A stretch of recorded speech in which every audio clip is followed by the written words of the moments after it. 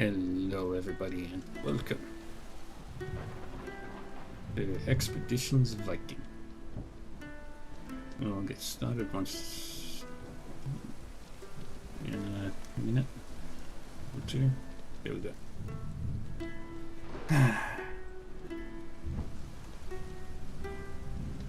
Alright, hello everybody and welcome to Expeditions Viking.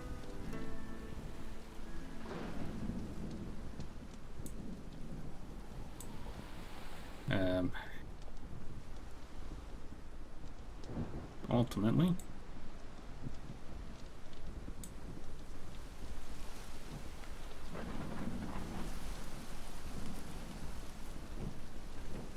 let's get started. Let's be Vikings.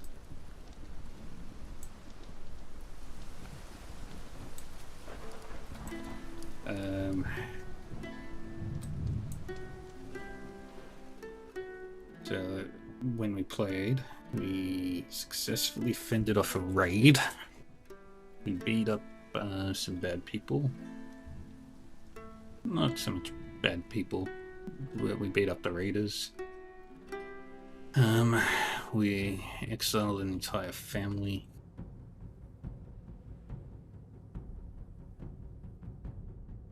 We got some things to do.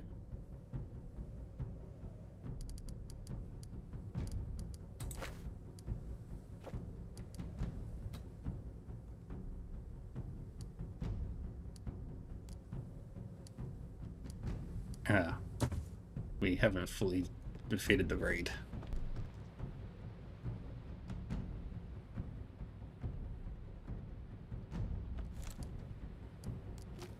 Take all.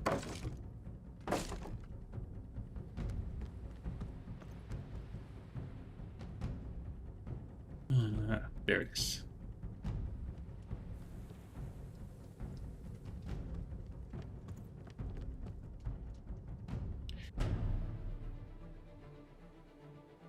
You're halted in your tracks by an apparition. Outside your longhouse stands a man who almost defies description. He is a giant. His fur-lined shirt is barely capable of confining his bulging muscles. He is holding a weapon in each hand, and his stance calls to mind a bull in heat. By far his most outstanding feature, however, is his beard. It is the sort of beard you might expect to find adorning the face of a Jotun. It looks like a bear crawled onto his chin and died. The giant's attention is not on you. Two of his raiders appear out of your longhouse, each carrying a large sack of what you must assume to be your possessions. Well, just an old woman and a weakling. They offered no resistance. The giant frowns. I trust you didn't harm them. Not a hair out of place on either of their heads, Gunnar. Just as you said.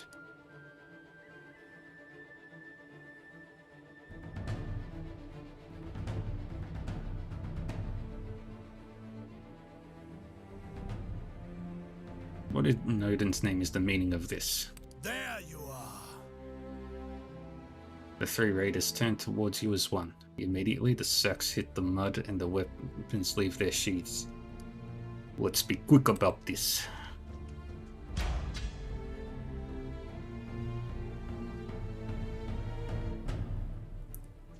Go over there. You get over there. You stay there. Turn on non-lethal.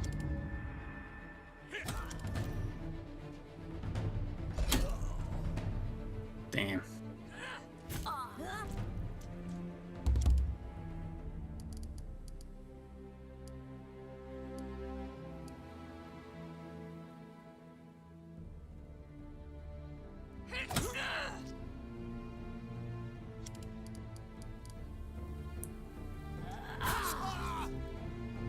Okay.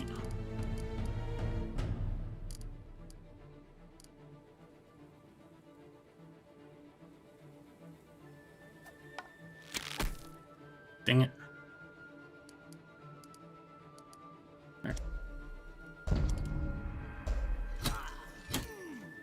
That's bad.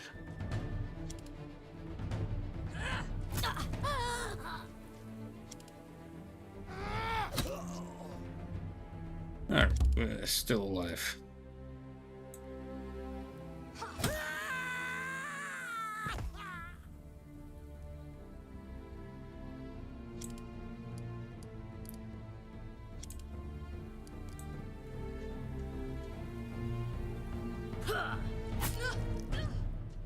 Alright.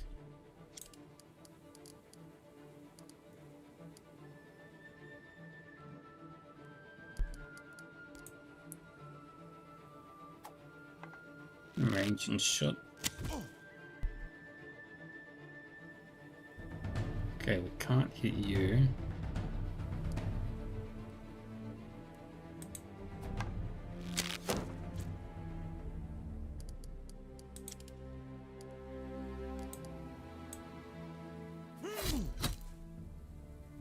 Okay. Take you out the fight for a round. You must go on without me.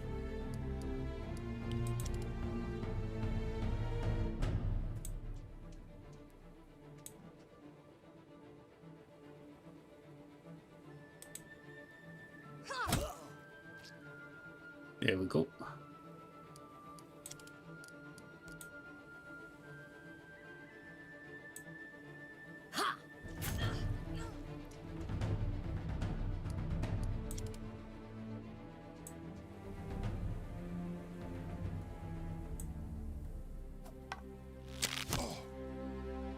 Good.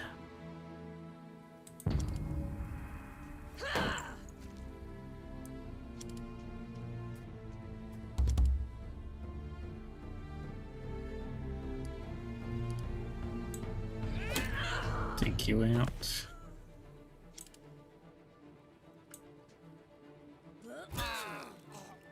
And we've got rid of them all. Yay. Elsphere took a light puncture to the... Oof. Gunnar fights with the strength of 3 men, but eventually he falls, as all men do. While you pause to catch your breath, the giant pulls himself up onto his knees. His voice booms despite his injuries. Well, that was rousing. It's been a very, very long time since I've met anyone who could match me in battle. He shakes his head and grins. I did not expect to find such strong warriors here in this tiny village. I thought you unprotected. I see that I was wrong. I know when I'm beaten, I surrender. Kettle places a hand on your shoulder. We shouldn't kill him, at least not yet. We might be able to get something useful out of him when the dust is settled. Find a safe place and lock him up, and don't leave him unattended. Kettle fetches a few more of your clansmen and they tie Gunnar up with enough knots to pacify a frenzied bull. The huge man makes no effort to resist as they take him away. I'm idolized.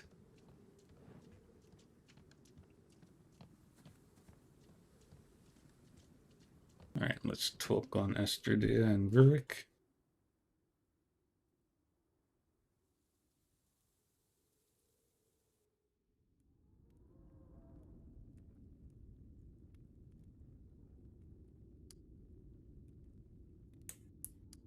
Rurik cracks the door open, holding a knife behind his back. Seeing your face, he steps away from the door to let you in.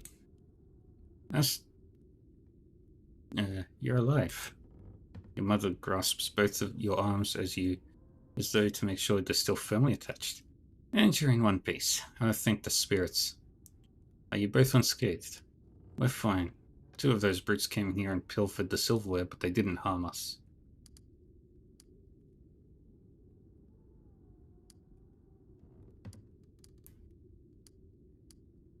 I'm sorry. I should have been here to protect you. Rurik shakes his head and drops his knife on the floor in disgust. You wouldn't have had to if I were a stronger man. Your mother puts a hand on Rurik's shoulder and he places his hand on hers. Don't trouble yourself. Tell me, what happened outside? Is everyone safe? We beat the raiders and we've captured their leader. Astridia pulls you into a warm embrace. I'm so proud of you. You truly are your father's daughter. Something is amiss. Why were the beacons not lit in warning? And the timing is so very convenient for our enemies. Perhaps we should talk to the giant, now that he is at our mercy. He led them here. He must be able to tell us why. See what you can find out. I have Rurik here to help me clean up the mess.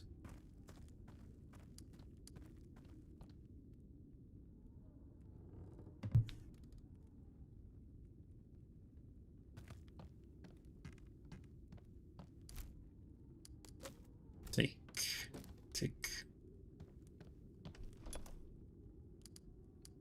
Take all.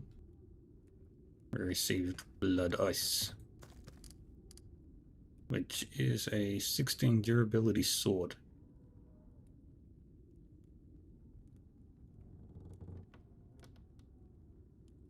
Oh, that's actually a really strong sword, but I am an axe user, not a sword user.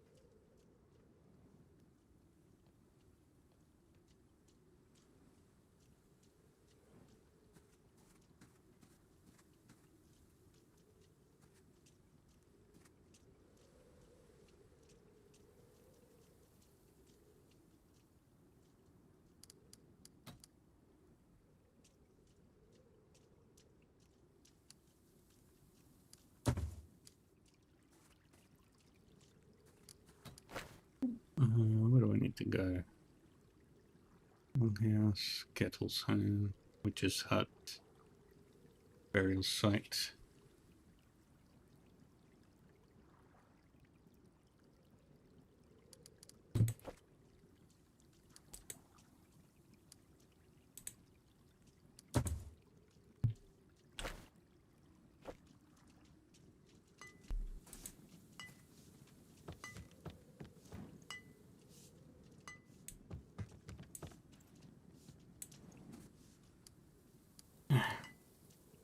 Someone has tied Gunnar to a pole in the middle of an animal pen. He must have been standing in the mud for at least 3 hours, yet he stands straight and looks you in the eye when you approach him. I'm sorry you've been treated this way. Gunnar lets out a single hoarse bark of genuinely amused laugh. You're sorry? I attacked your village and killed your kinsman. This is better treatment than I expected.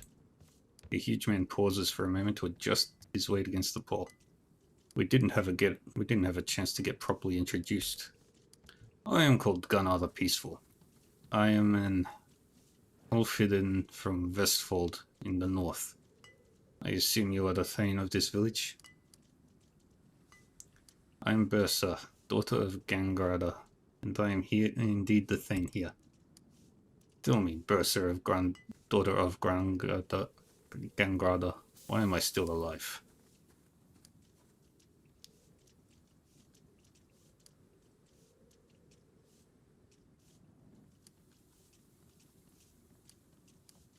I can offer you a way out of this, depending on how you answer my next question. I will make my words count, think. Then, why did you attack my village? Your defenses are weak. No palisades, the barest excuse for earthworks. You're a tempting target.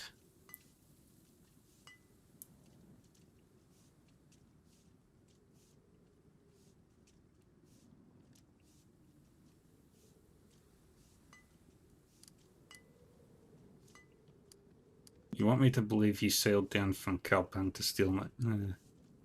let's try the sense.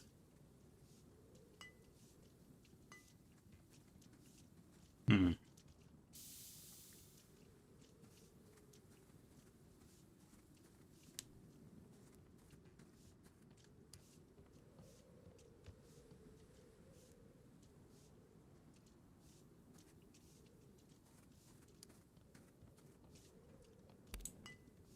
You explain your theory of how and why Gunner's group came to set their sights on your village, but as you listen to your own words, you realize how weak it all sounds. Gunner seems completely unimpressed as well, snorting derisively at several points throughout. In the end, you're left feeling somewhat deflated, and your prisoner fixes you with a blank stare. You speak not a single word of sense. I simply came to hear about your village from a traveling merchant in Kalpa. That's all. I have nothing more to add. You want me to believe he sailed down from Kalpang to steal my mother's jewelry? The giant shrugs, emotion not unlike an oak bending in a gale. Your village lies along a major trade route. I assumed you would be wealthy. And how is it the beacons weren't lit? Perhaps the watchmen were doing a shit job of keeping watch. In their defense, we were being very quiet. What's your relationship with Tane's Skullcleaver? Gunner's expression remains totally blank. Never heard of the man. Is he some big deal down here? As you know, I am not exactly from these parts. I know you're lying, so I'll make you an offer. Reveal who sent you here, and I swear you will go free. The Ulfredin regards you through squinted eyes. You swear it. What is such an oath worth to meet? Then he nods. Well, alright. I accept your offer. I met your Skullcleaver on Orkneyar, and he swore that your village was a worthwhile target. Wealthier than the painted ones and far less fierce. He was either lying or mistaken. What is Orkneyar? A smile creeps across Gunnar's lips, and he leans forward slightly. You've heard stories of the islands to the west across the sea. Orkneyar are the northernmost of those islands. Many Northmen have come to take land from the tribes that live there. There are stories of a great kingdom to the south, with great concentrations of wealth and little in the way of defenses. We never made it that far south. Perhaps I will return to those islands and explore further in the future.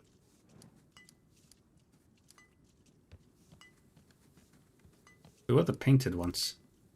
They are the tribes who live in the north on the isles across the sea. They are called the Picts. Their weapons are poor, and their homes are primitive by our standards, but they fight fiercely and they live in harsh conditions. All in all, they're not a worthwhile target for raids, but their lands are fertile, and so far we've been able to keep them in check. Thank you. You're not so bad after all, Ulfredin. He gives you a surprised look, but chuckles jovially. Likewise, esteemed Versa.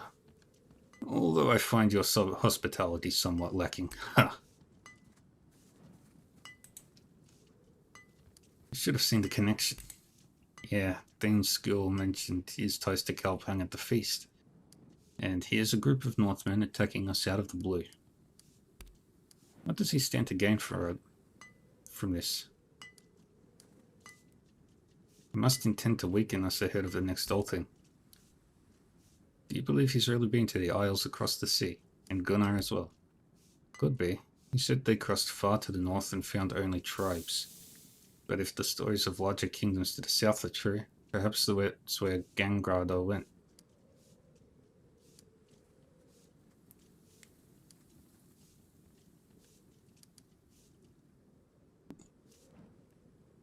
Let's not get carried away by fanciful stories of unprotected coasts full of treasure. I won't make the same mistake as my father. Alsfia nods, satisfied. That's wise of you. It would be disastrous for the clan to lose our new Thane so soon after the last. We should take this to Astridia and see what she thinks. Right, she knows skill a lot better than we do.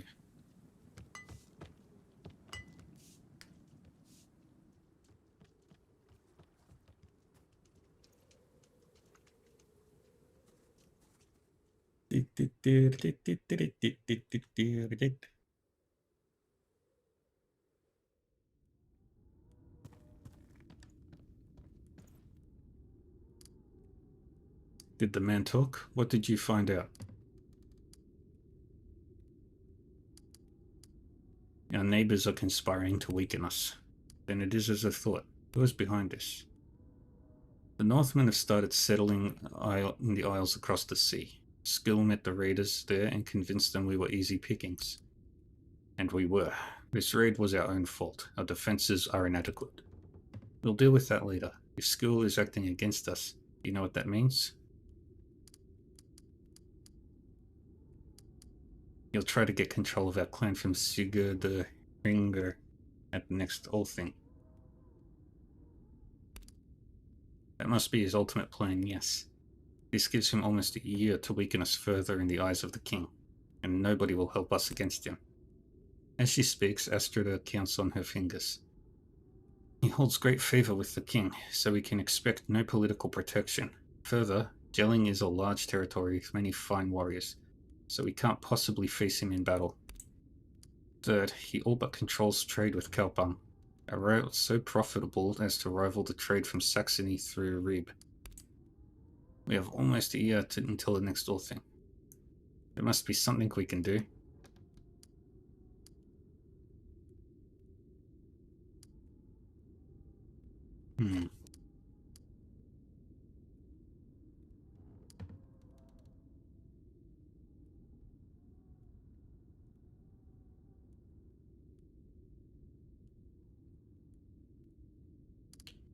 We need to build our own trade routes.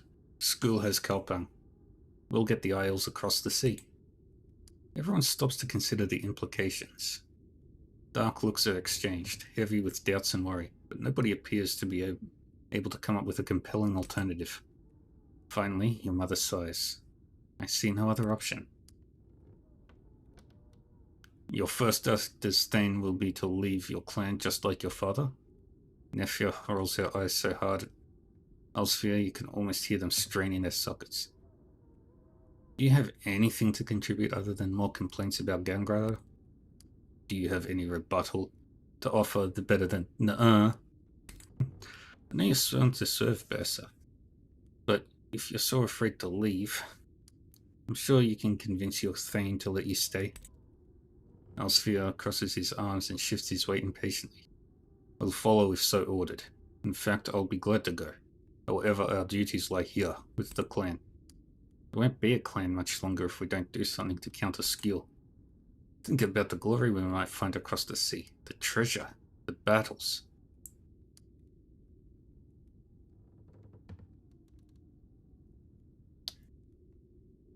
We're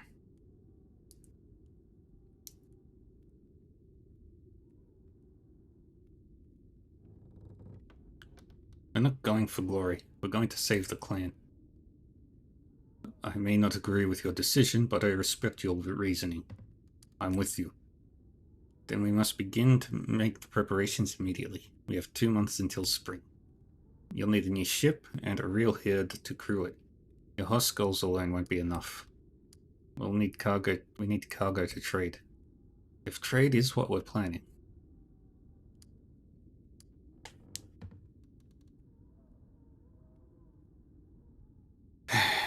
We should ask Torfin if he's up to the task of building a longship. If I know Torfin at all, he's been dreaming of such a task for a long time. There are a few fighting men left in the clan, and we must leave some to protect the village. Maybe we should consider asking Gunnar to join us. Are you mad? Yes, that is mad, but it might not be a bad idea. You saw him fight. We want a man like that on our side. But can we trust him? He's a brute, but if he'll swear fealty, he'll be our brute. Considering his present situation, I'm sure he can be won over. We'll give him a chance, but we need more crew than him. You'll need at least a crew of 10 for a longship. If you'll take my advice on this, go to the market and make your plans public. Many have heard stories of that bountiful coast. You should find no shortage of volunteers. We should bring trade goods. But what little wealth father left us was spent on the feast. I have an idea for that. Nephew rubs the bridge of her nose. I'm sure I know what you're going to suggest. Remember, Adis told us about the ancient grave on Funen.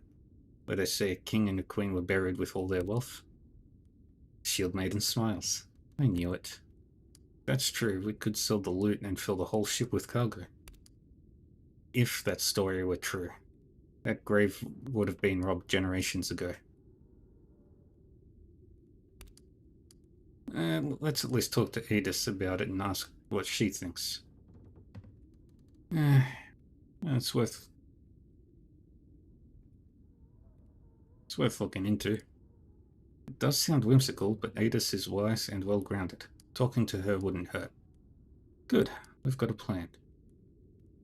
Then begin the preparations, my girl. I'll start pulling some strings so we can learn more about skills, activities, and plans. I'll hate to see you leave, but I know you'll do your father proud. Your brother and I will watch over the clan in your absence. Yay.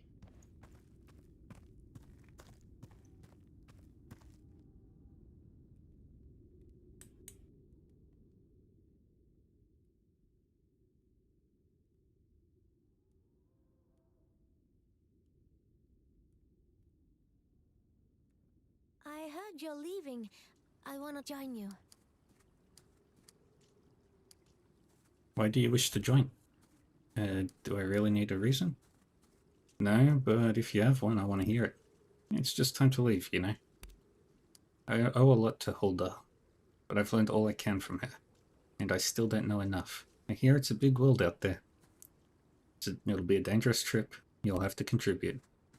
Well, do you think there's a small chance some of you might get hurt on this really dangerous trip? You know these herbs aren't just for making people sick, right? Hulda trained you as a healer. Of course. That's what witches do, you know. Sure, I'll be glad to have you on board.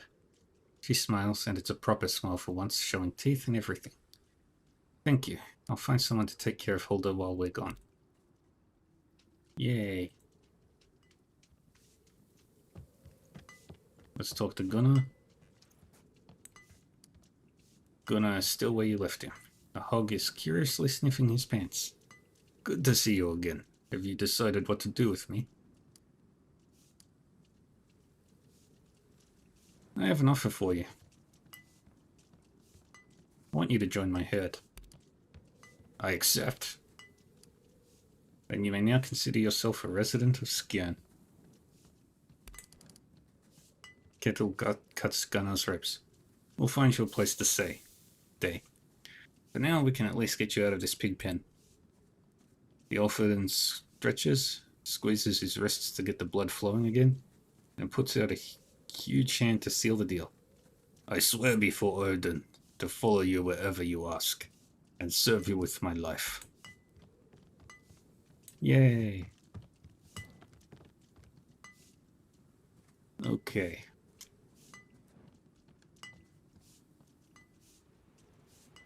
Now, quests.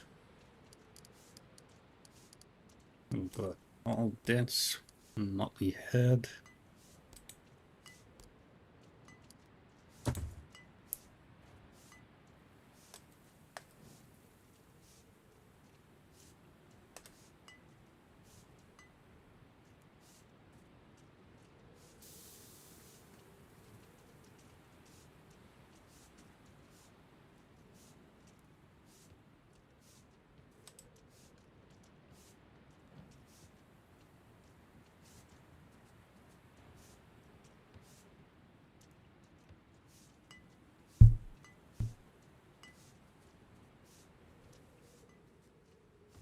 Let's talk to Kveldolf.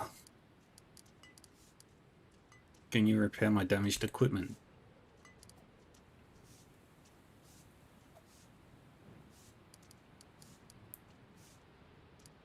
No. You have everything well with you in the smithy? Depending on what you need me to do, yes. I have everything I need to make carving knives, repair bristles, or fix slave collars. If you need weapons or armor, you'll have to find a better equipped smith. Old Hannah and Reeb has a fine smithy. He should be able to handle any requests you might have. Could you make weapons or armor if I get you the equipment you need? I could. It's not my skill that holds me back, it's the tools. So how about this weather, huh?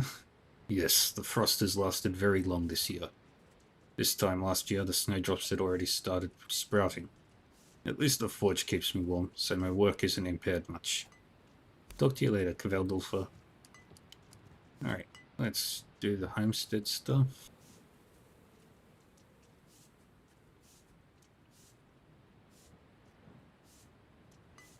We'll build the training ring.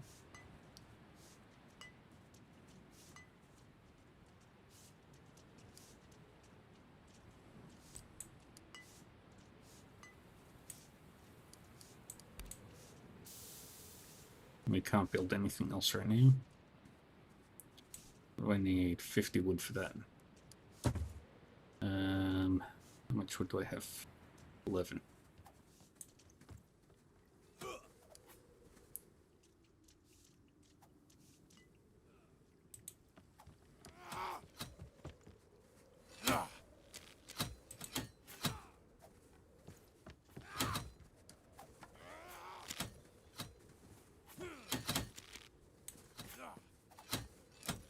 A small group of young men and women from the outlying farms are practicing in Alvalda's old training ring. Their enthusiasm is great, but their technique leaves much to be desired. Your herd could certainly teach them a thing or two. Mind if I join you? The war stops and they all turn to look at you. The oldest one, he recognizes Adis's youngest son, Ensis. We would be honored. The youngest kid, a girl from one of the most distant areas in your skip reader, nearly jumps with excitement. Oh yes, Thane's people against the rest of us. We are not going to kill. We need these kids alive.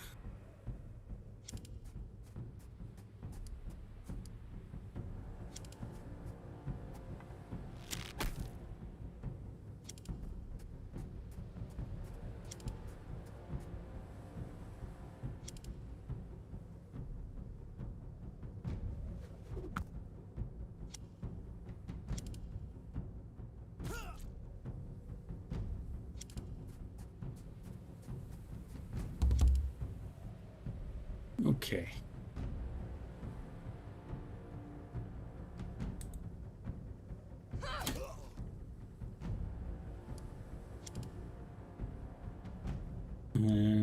Can't go anywhere with you.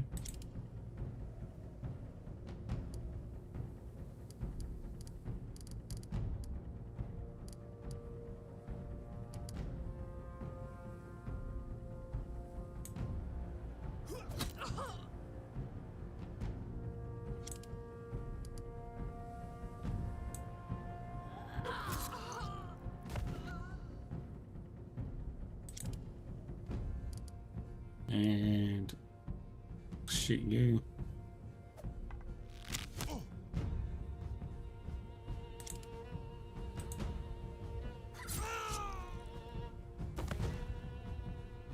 Move you up over here. Get you around. There we go.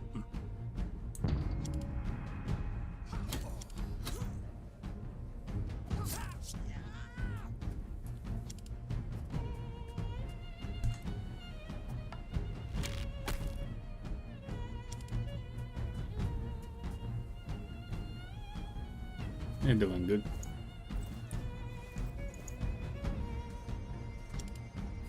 I took a gun off her around, so...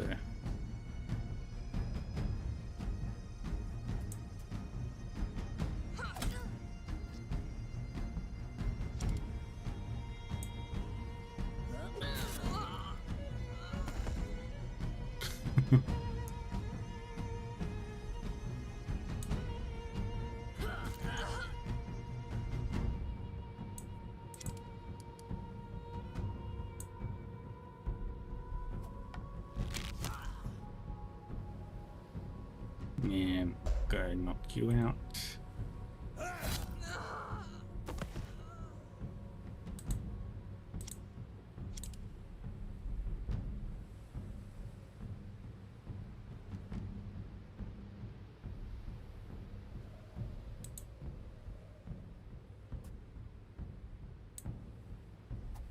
Shoot you.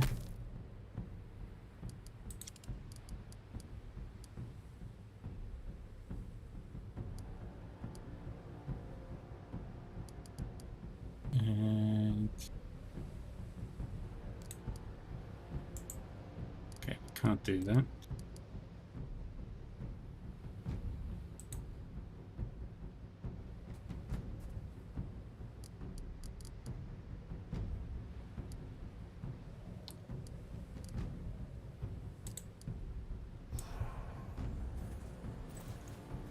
Alright. That's all I can do.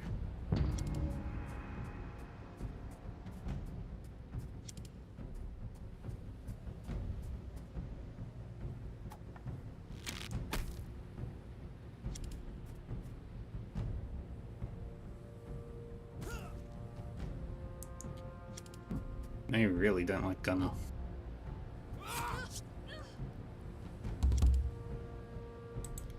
Right, let's just bonk that one.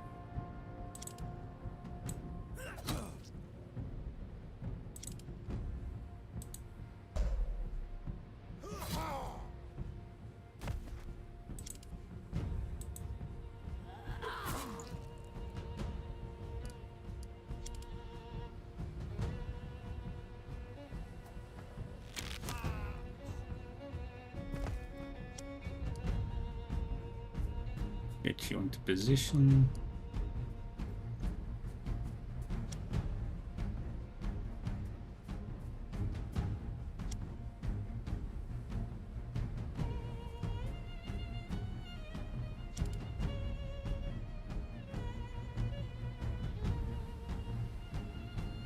And we go poison you. And the turn.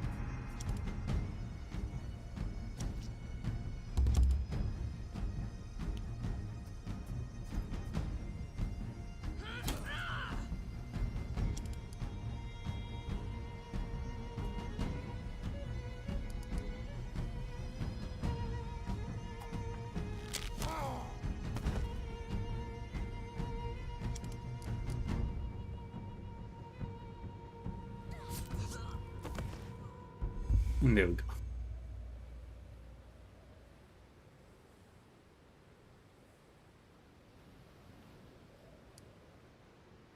Just have one existing injury on Elsphere. Elsleaf. Elsleaf. After the fight, the Fallen get back on their feet. You can tell the kids learned a lot about their defeat. Edis's son gives you a respectful nod. Their boys have always been well behaved. Thanks. Thank you for the fight, Bersa. You want to go again? I have business elsewhere. The kids get back in the ring and resume their own practice. There are always people training here, so come back anytime if you want to try a new move in a safe environment.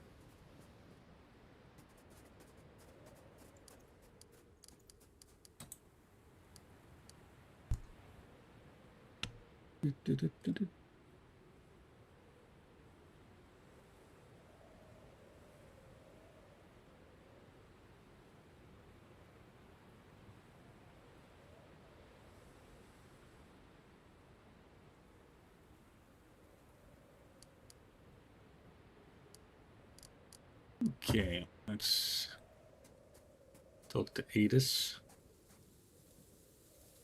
You find Edis next to her farmhouse holding a headless hen in one hand and a knife in the other. Ground around her is covered in feathers. Ho there! What brings you kids out here? Don't tell me Ranvai Sao chose this moment to give birth. I feel like I'm missing some important context here. Silly Sao is ready to give birth any day now. Promised Rangvig I'd lend a hand when that happens. Only I'm in the middle of plucking a hen for dinner. Anyway, what brings you out of here? What brings you out here if not the Sao? I want to ask you about one of the stories you told when we were children. Ida smiles wistfully, brushing a few wayward feathers off her apron. Ah, it's been so long. Hope I can remember. What do you need to know? You told us of a gravesite on a hill once, where an ancient king was buried with all of his treasure. You recognize the gleam in Edis's eye from your childhood. That story, yes. They said the tomb was protected by dwarves or elves or other such underground creatures. That horrible vengeance would befall any who dared to breach its sanctity.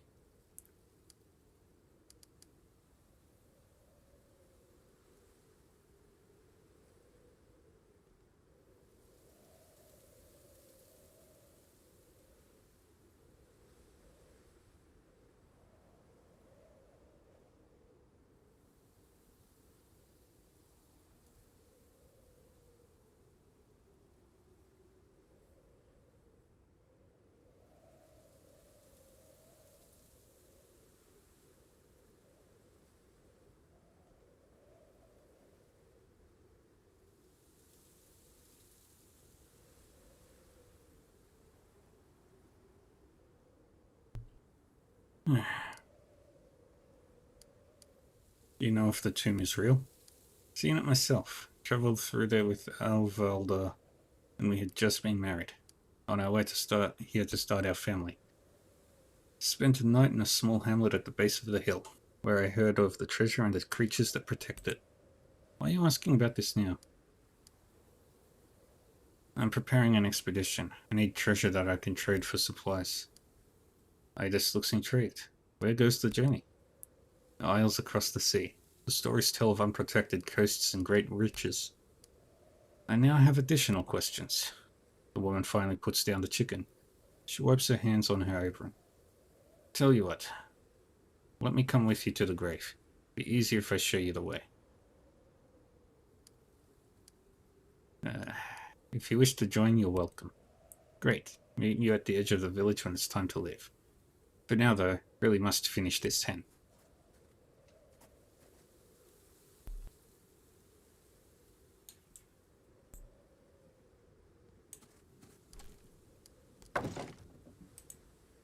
What's inside?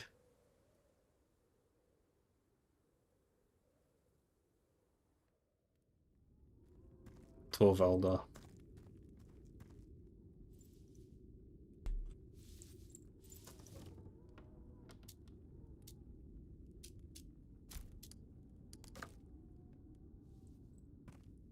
Let's go grab all this.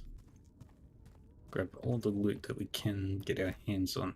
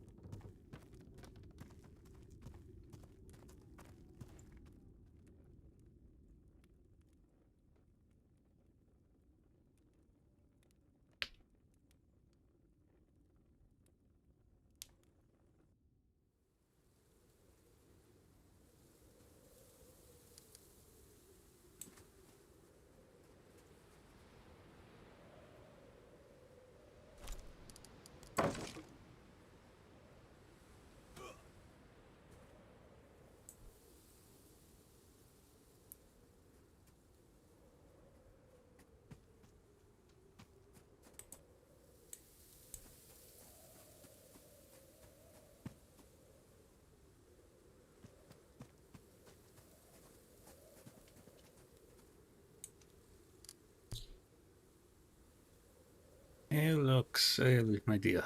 Yours is a face I don't see too often. You need old Holder's help. How are you doing today? Oh, my old bones, Mr. Summer, but I get by. How very nice of you to ask, sweetheart. I expect I'll be heading into trouble soon. Can you give me a remedy against wounds? I would suggest if you expect to get wounded where you're going, just don't go. But I know there's no stopping you. Stopping you, young woman, when your mind ain't made up. Alright, I'll see what I have. The old witch disappears briefly into her burrow. When she emerges again, she's holding 2 small corked jars. Try these, my dear. They'll numb you up, keep you on your feet until you're safe enough to get some real treatment. Is there anything you need done around the place? Let's see. We used to grow all sorts of herbs around here. Wet earth was perfect for it. So much for a plant to live on. But nowadays, the herbs are gone. Droskva has gone far into the forest in search of the right plants. I enjoy it, to be honest, gathering herbs. I like the silence. I know you do, sweetie, but it takes so long. It would be easier if we could grow our own herbs again. Of course, there is another option. Instead of focusing on matters of the health, we might cater to matters of the spirit. Gods like sacrifice. Those who pay tribute to the spirits and the gods are favored in battle. We might offer the gods more sacrifices out here in the bog. Oxen, horses, people, perhaps, in due time. The spirits congregate in this place, and they will appreciate such offerings. Be certain of that. If you're short on herbs right now, perhaps we can get some. What's that? Is the Thane herself offering to go foraging for me? Things sure have changed since your father was in charge. If you're serious, you can pluck some flowers from me around the village. I'll use them to make you see something special for your trouble. I'm short on 3 different plants, all flowers that bloom year-round. One grows on the beach, one grows near the graves, and the third is usually found near animals. Some of my herdmen have been injured. Will you treat them? Oh, the poor dears. Of course I'll help. Yeah, let me see.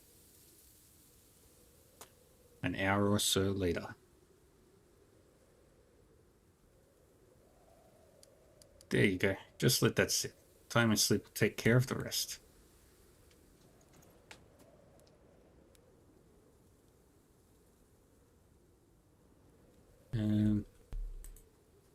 Anything up here?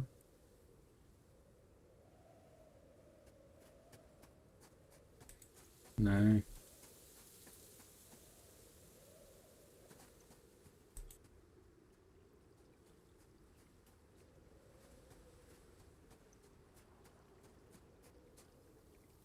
We can't cross the water here.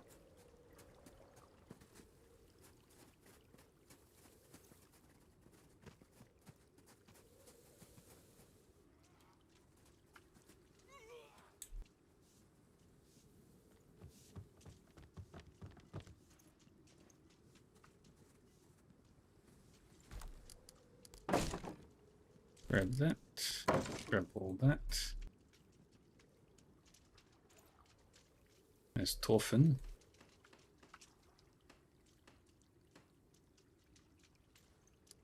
Torfin is in his shop, teaching one of the boys of the village the proper use of an adze. He appeared to be working on an oar. As you enter the workshop, he holds up a hand in greeting. Good work, kid. Just keep at it like that until this side is done. I have to talk to the Thane, but I'll be right back. He stretches his back and comes over to shake your hand with a wide smile. I believe I have you and your friends to thank for returning my wife's jewelry. What can I do to repay this debt of gratitude? What are you working on? I have a lot of work now, fixing and replacing all the things that were broken or stolen in the raid. Right now I'm showing little Megan Bjorn how to make a new oar for his father, after the old man broke it across the back of a raider. Did we suffer a lot of damage? Aye. It seems like those bastards managed to start a lot of fires and kick in quite a lot of doors. Gveldolf is working on some replacement locks, so I'll be busy installing new doors when he's done. I'm sure you're not just here to check up on the repair work, though, are you? I'm mounting an expedition and I need a new longship. Claps his hands together and flashes you a wide grin. Oh, my dear woman, I have been waiting for you to come to me with this task since your father's ship went with him to the afterlife. My master built that ship when I was just a young boy. I have always dreamt of completing such a project myself. That was a glorious vessel in its day, fast and durable. But I think we can build on that design and surpass my old master. What type of ship will you make? It'll be a sneaker like your father's ship. A thin warship with a shallow keel. I'll put 24 rowing benches so there's room for both your herd and some thralls. What do you need? Well, timber, first and foremost. You'll need to choose a tree that I will use to form the keel, stem, and hull. A nearby forest has several grand old trees that would each make for a fine ship. If you want me to undertake this project, I will meet you in the forest and help you choose a suitable tree. If I start immediately, I should be able to have your ship ready by the late spring. Anything else? We'll need sails soon. I'll ask Daghader and her girls what they can do. I'll need some new tools. My master's tool set is worn by age and is shamefully outdated. Thorfinn's attention seems to slip off into the distance. Her husband, Kjellfur Veldulf, should be happy to help me with that. I'll need to produce a steering oar, some sort of anchor. He notices your apprehensive look at this growing list of errands. Oh, this is nothing you need to worry about. I'll make all the arrangements. This all sounds good. Can't wait to see what you do. Meet me in the forest near your uncle's house when you have time, and we'll pick out some timber and get started.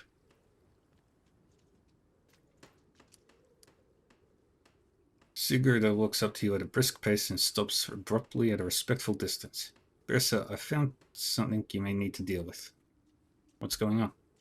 As she spends most of her days roaming the countryside, Sigurd tends to know what's happening in your lands better than anyone else. I've come across a group of travelers camping out in the forest. I can't tell if they're armed, so I thought I'd better stay clear for now. How many are they? I saw 4 in the camp, but there was too much baggage for just the 4 of them. I think they must be 6 or 7. What colors do they wear? All sorts. Nothing that identifies them as a fighting unit. We ought to deal with this at once.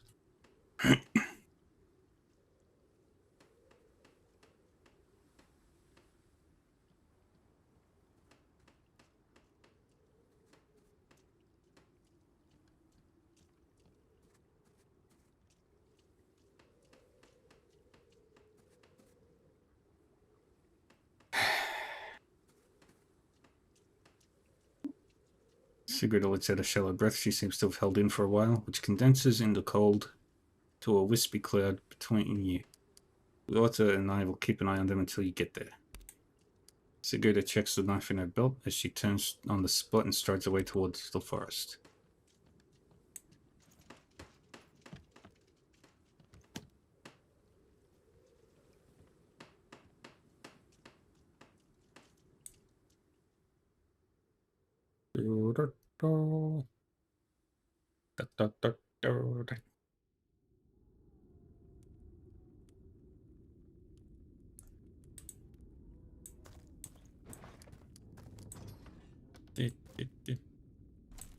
Take it all, take it all.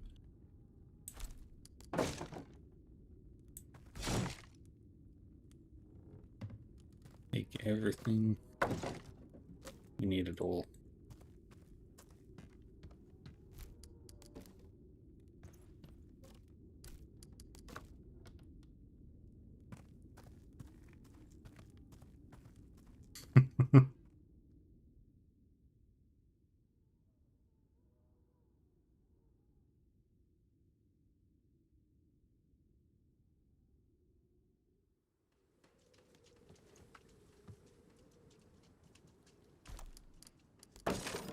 Let's take everything. Yeah.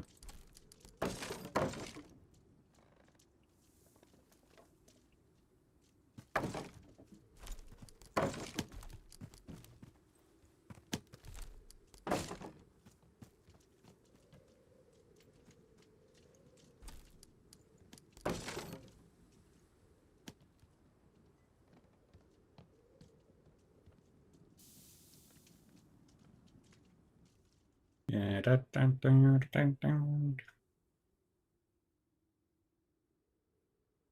I'm a Viking. Nephew's mother, Jorgdis, comes out of her bedroom when she hears the door open. She looks tired. Oh, Bersa, did Nephew ask you to come? Just wanted to see how you and Ephra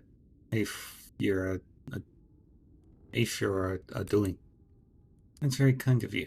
Ephra is doing a little better today, I think, but she's still very sick. All the trouble we've had lately, nobody has had time to go out and get more medicine for her. Where do you normally get her medicine? The Gidya in Rib knows how to treat this disease. We've tried a concoction made by her before, and it seemed to help. She buries her face in her hands. Her voice breaks up. I don't know. Just don't know what to do and just don't know anymore. I'm headed to Reeb soon. I'll bring back some medicine for you, Euphira. There's a smile in her voice that her face is too tired to show. It would be in your debt, if you can manage it.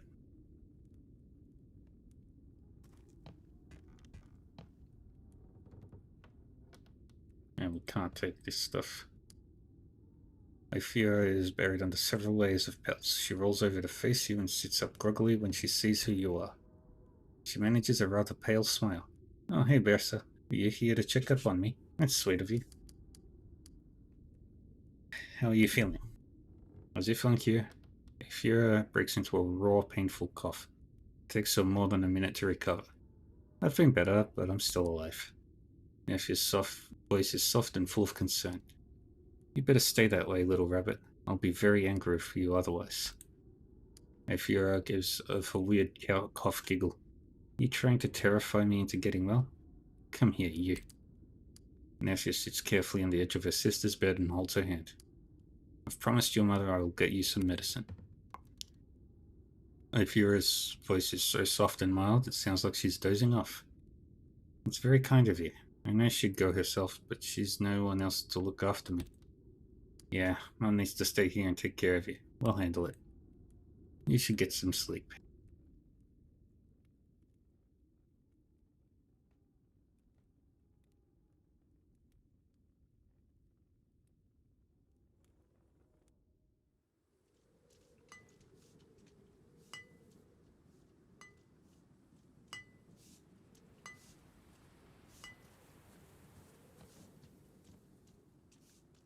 Alright, anything else? Just that we don't need to do right now.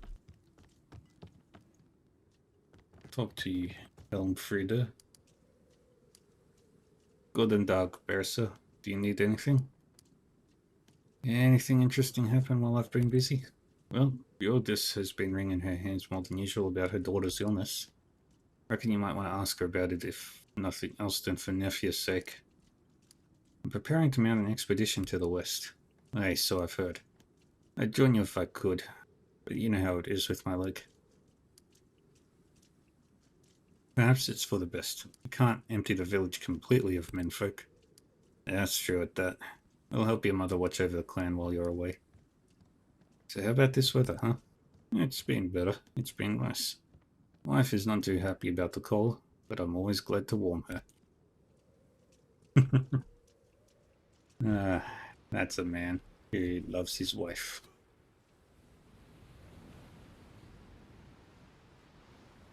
Oh, and there's the flower I need for that one quest.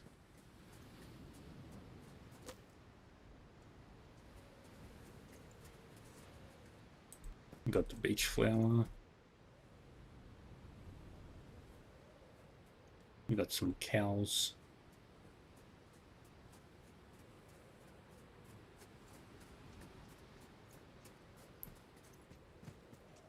Got the animal pen flower. Okay, nothing else up this way. Now we head down this way. I'm a Viking.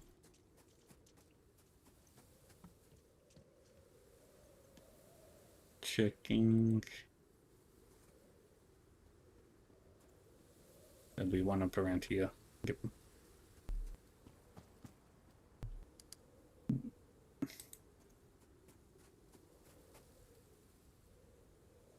You still remember when your father brought home Holman's body? Nephew wasn't allowed to train with you for almost a year afterwards. But she still came in secret.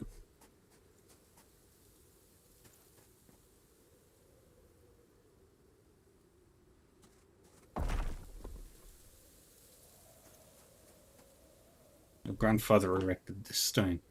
The runes read, Viking Skjaldi made this monument in memory of Svanvit, the grace of Skjern. And that's all 3 flowers. Ida still keeps the candles burning on Alvalda's grave, a decade after disease took him.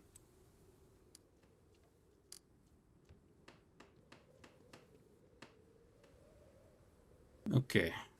Nothing else here. Let's go drop off the plants.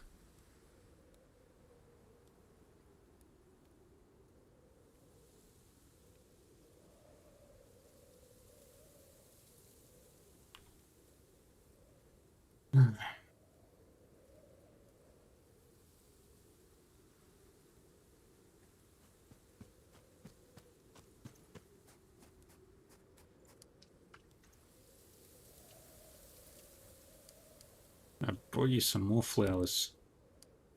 Let me take a look. I have flowers from the beach. Very good. This is a rugged little thing. Takes real grit to grow in that salty sand. Here are the flowers from the grave. Yes. It's good to remember that death always begets new life. Are these the flowers you said grow near animals? Perfect. This is a pretty little flower, don't you think? Not the kind of thing you'd expect to grow out of a pile of dung. Here, take this flask, as promised.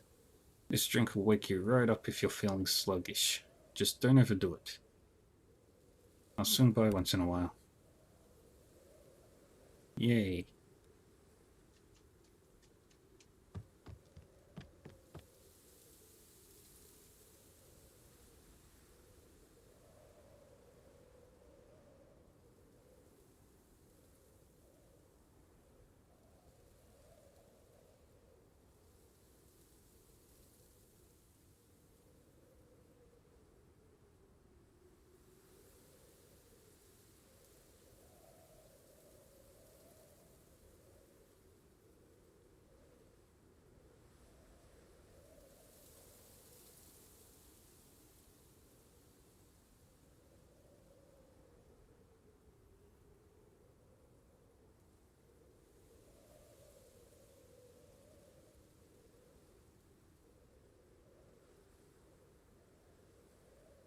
Hmm.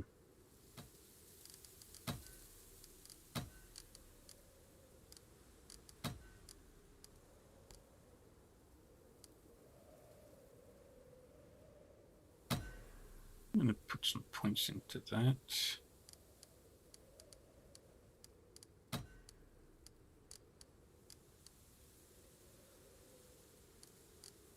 And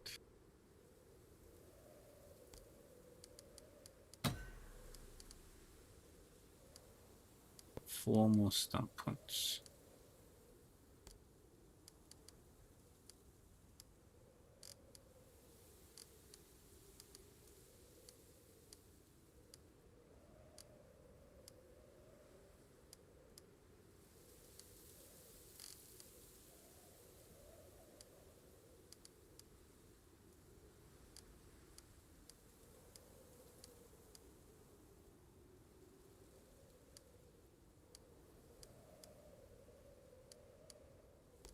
And we'll do that. Okay. Now we leave town.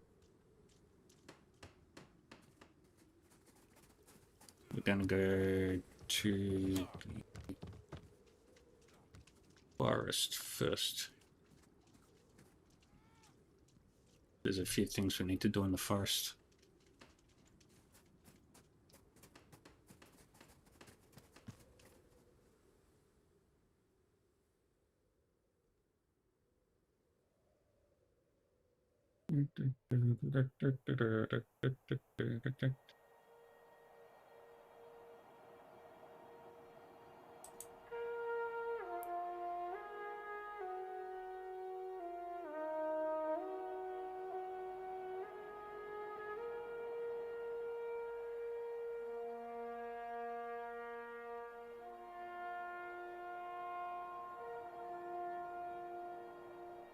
Being Viking is super great.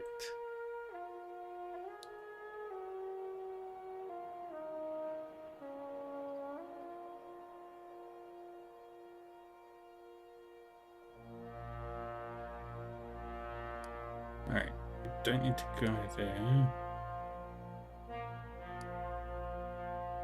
How much time I've got? Sun's Day, the 17th of March, 789.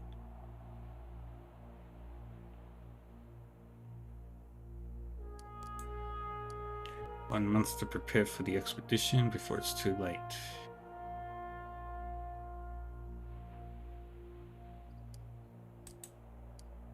We nearly for Britain. Time will advance to spring.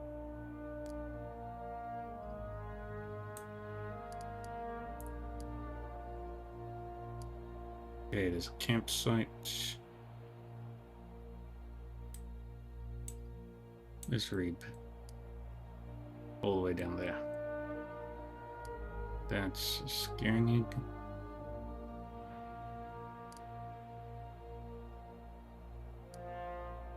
Nothing else. Alright, we'll go to the forest first because it's the closest.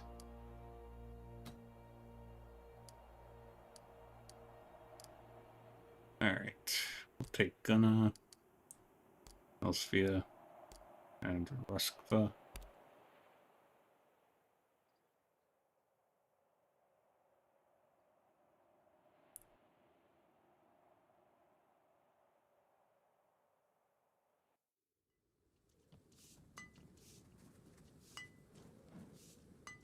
Really? Dang it.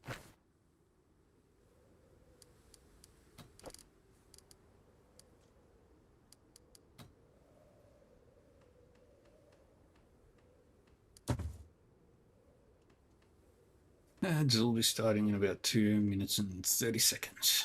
Friends.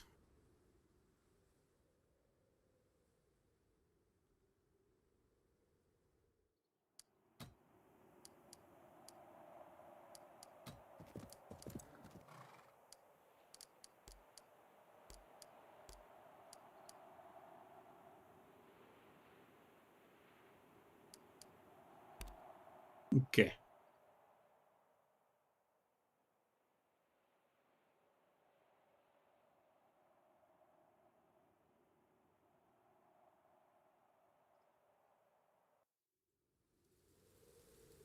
And Thorfinn is now following.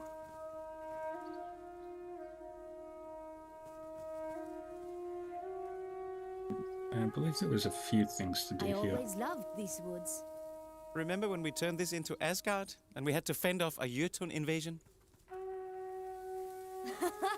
Yeah, that got so elaborate. That fantasy lasted a whole summer. You were Freya? I was Balder and Nephew was... Heimdall, but as a woman. Oh man, I forgot about that. You really needed some better role models growing up.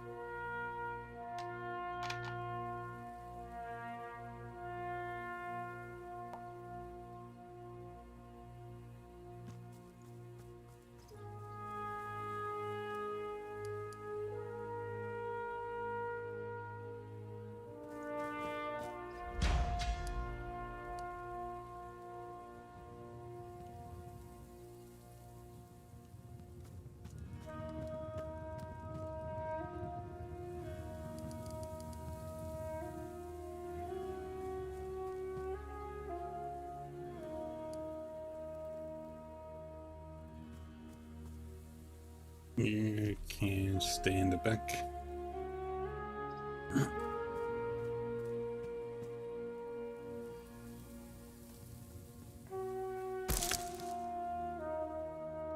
Yeah, crap.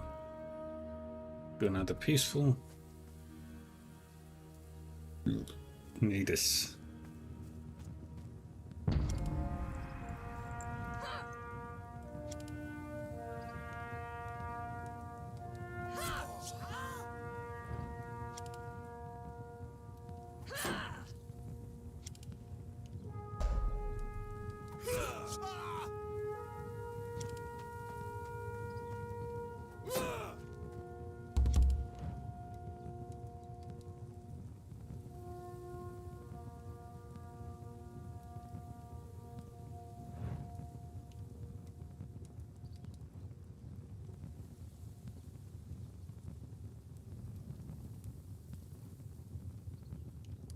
I'll start with you.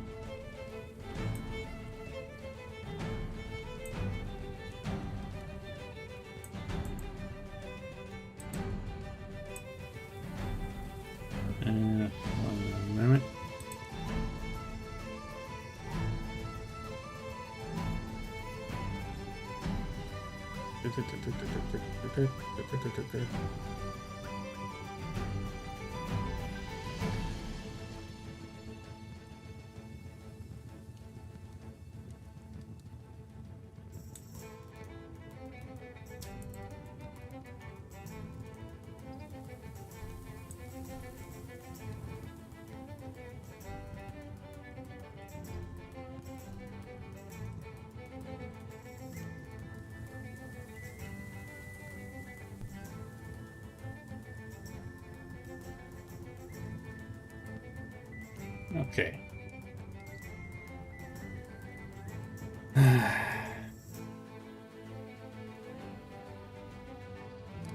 Where am I? Yeah.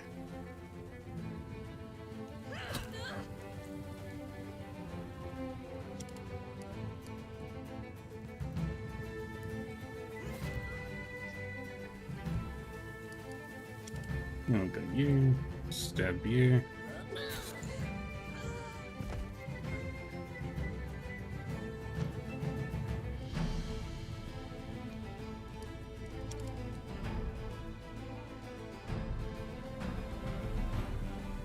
Shoot you. Dang it.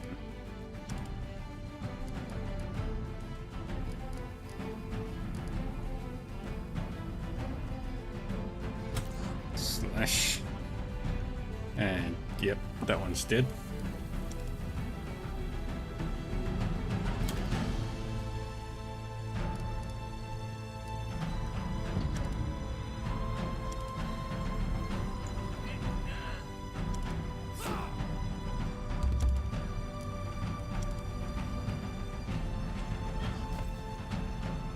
Really?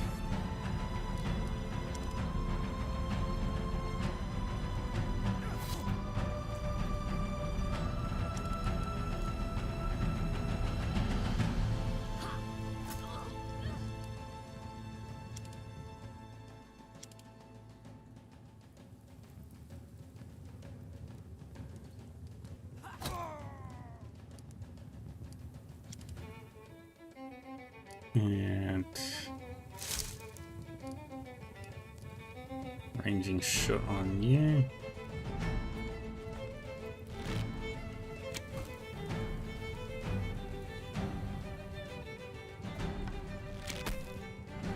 Dang it. Man, we've got you, Gunner.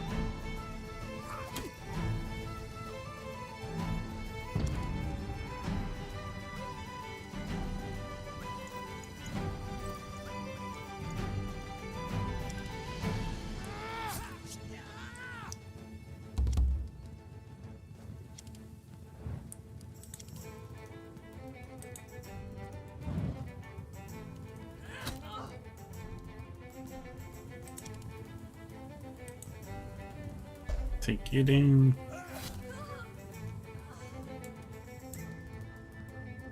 Hey, Wills, how we doing? It's been a while, man. It's Viking time.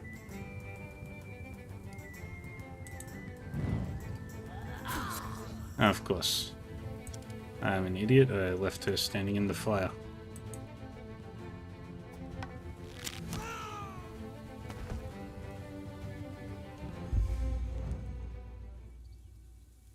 Yeah, Viking times.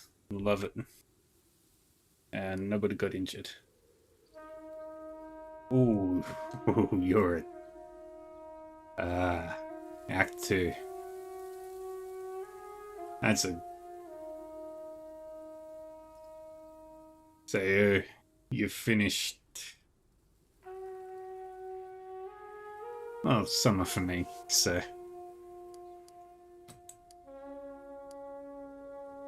Kettle nudges one of the fallen with his boot. I know this man. He's one of your thralls. Seen him around the Longhouse. They all are, I think. He must have escaped during the raider attack. Hey, this one's still alive. They've earned their freedom. Let them go. And? The only way to earn anything is through hard work or victory in combat. Trying and failing does not a free man make.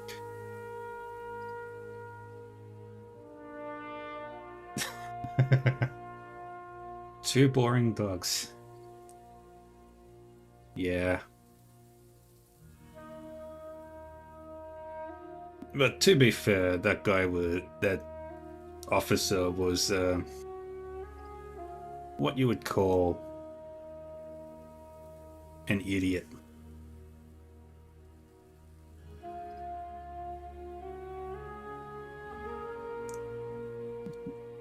Like, not even a smart idiot.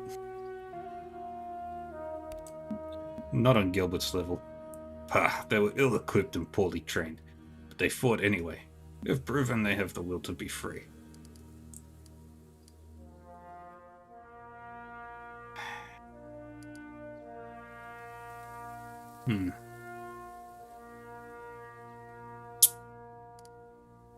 Let's see. What do I want to do here? The dogs are nothing. They're basically like the Duvley is so funny.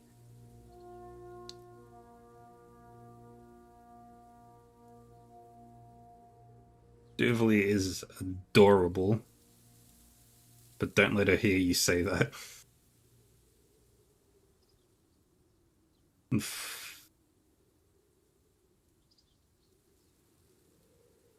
Funnily enough, you actually see Duvley in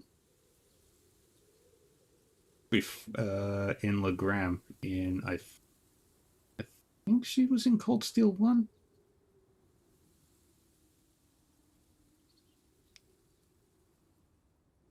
Pretty much.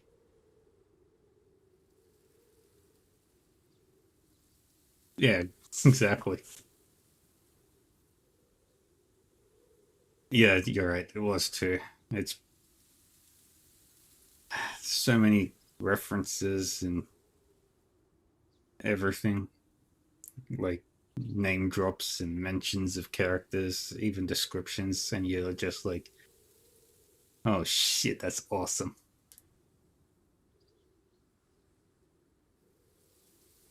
I am very excited because I'll be finished with Cold Steel 3 by the end of by Tuesday at the latest. What do I want to do with these people?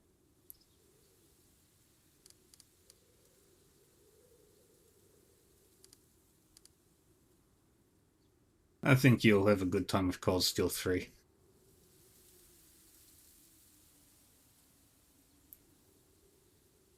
And I'll be done with Cold Steel 4, if my math is correct. Just in time for my 1-year anniversary on Twitch.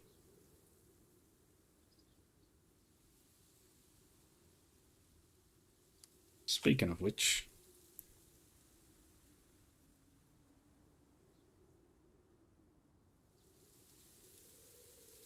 Oh, that's so good.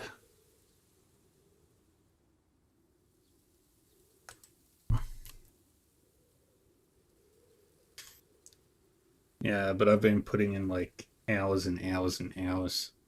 What I'm gonna do for that day is I'm gonna just do a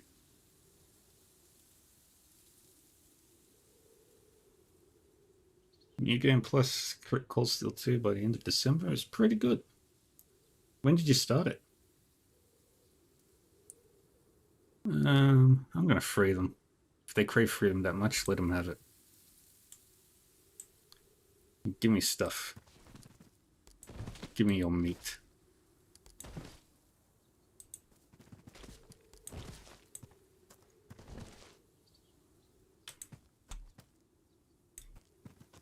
I've only got 9 enemies left to hunt down in Cold Steel 3.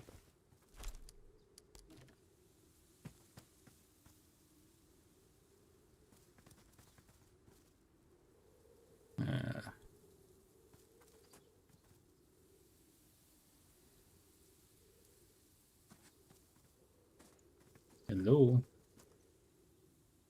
You guys gonna say anything? Or not? There's Bones. bones here. A deer. Looks like wolves got her. Poor little creature never stood a chance. It's just an animal. Stay vigilant, lest we end up the same way. You're already on Act 2.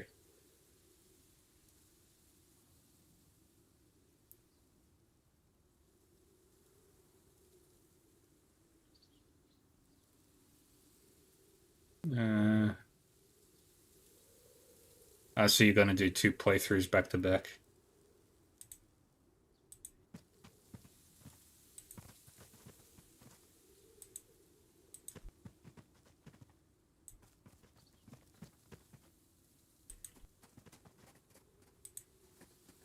There it is.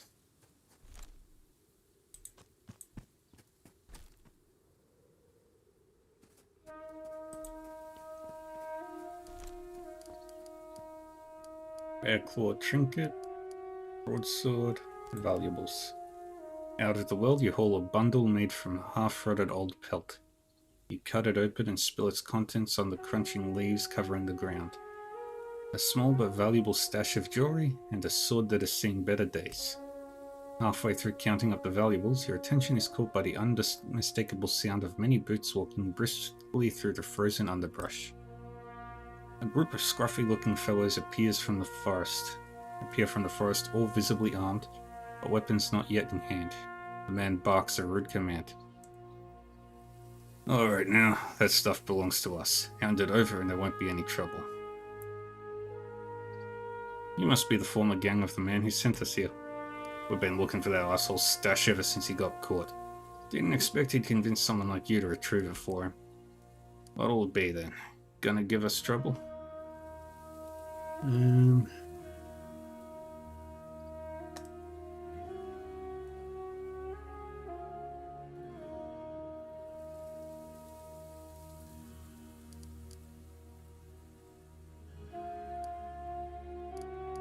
All I need is this trinket. It has no value. You can have the rest. The man sheaths his weapon and closes the distance slowly, extending the hand to take the bundle from you. Tell you what, you can keep the bastard's sword. You just want the jewelry. Just as his fist closes around the bottle, you shift your weight and take a heavy swing at him, but he was prepared for a move like that. He releases the bundle and jumps back, drawing his weapon. Alright, we're gonna do this fight non-lethally.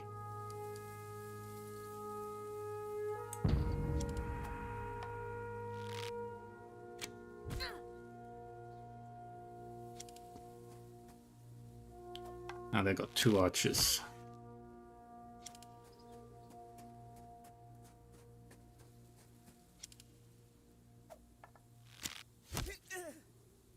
Stop hitting him, please.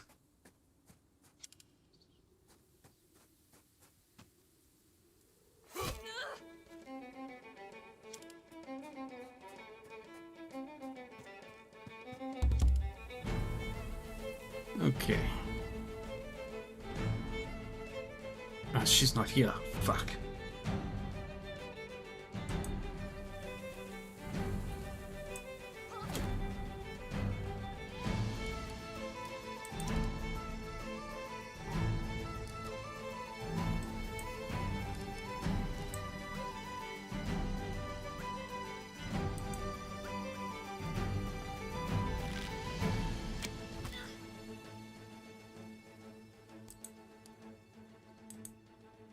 I cannot use it on yourself. That's lame.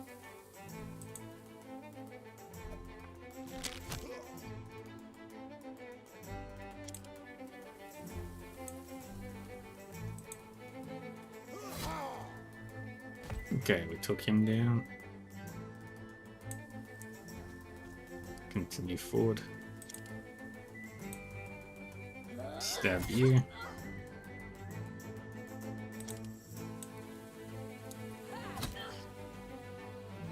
Where's Gunnar the Peaceful? He's gonna run around here. Up to you.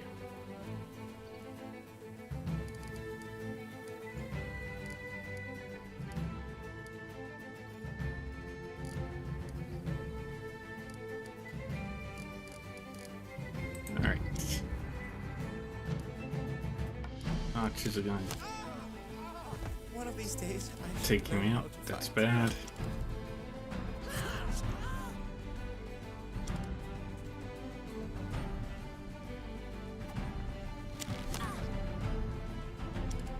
Crap. Okay.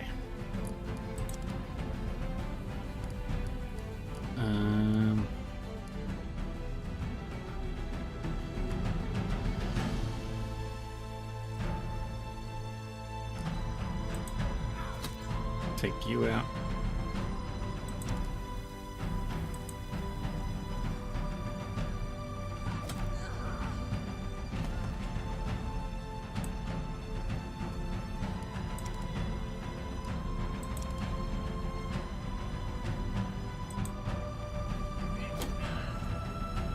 Hit the shield, good.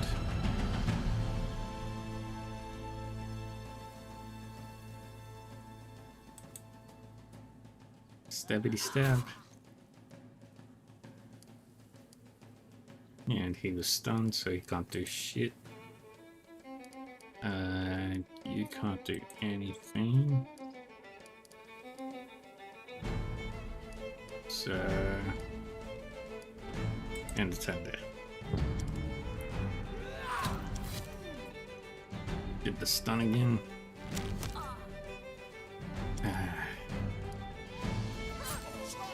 Stop. You got preset characters, except you can build them how you want. I'll show off the skill screen in a minute. Once I've finished this fight.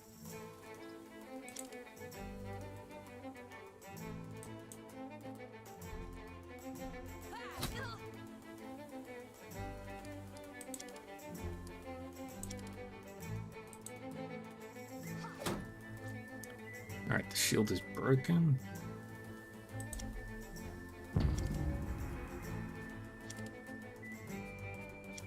Okay, they're gonna run. That guy's still got moves. Ha! Right, take him out.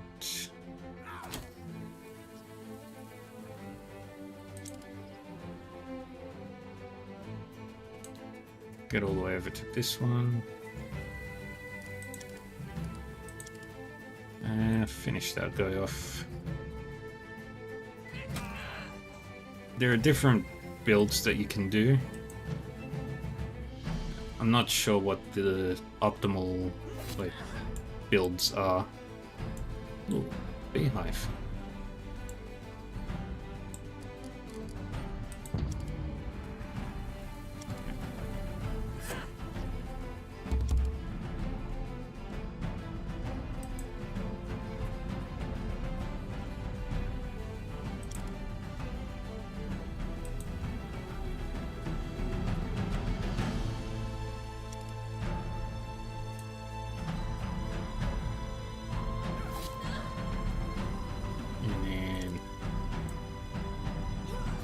Shop.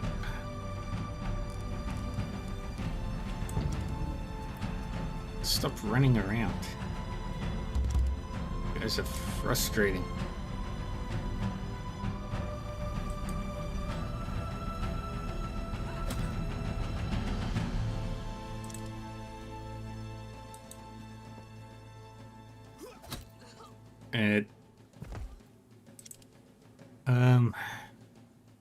Were you here when I was playing Expeditions Rome?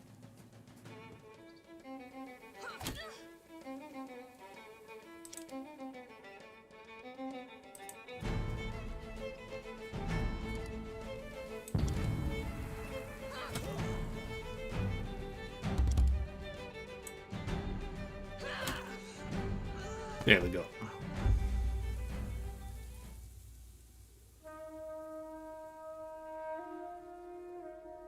Okay, they suffered some punctures to their legs.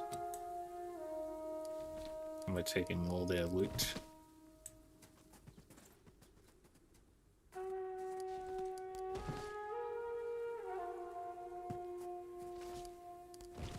Grab, grab. Ooh. Wonder what that is. I'll have a look at that later. Okay. So, what you can do is, you can, as you play through the game and do quests and stuff, you'll get skill points that you can spend to upgrade your character. And you can do all, you can build them however you want. Like this case, I decided to build myself as a bit of a fighter type, so I went axe and shield. You can give yourself skills, support abilities, other skills to help with your clan stuff, and some passive stuff.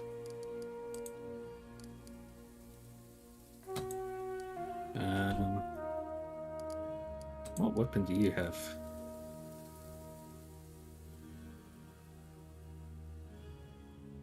Okay, you've got the bearded axe. You're an axe person. Yeah, but you have to earn a large amount of skill points before you can go above skill level 2.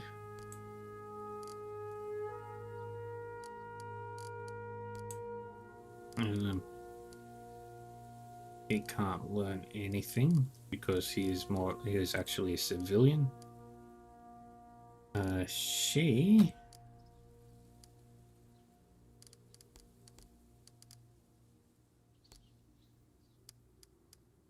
Oh, that one's passive. Okay.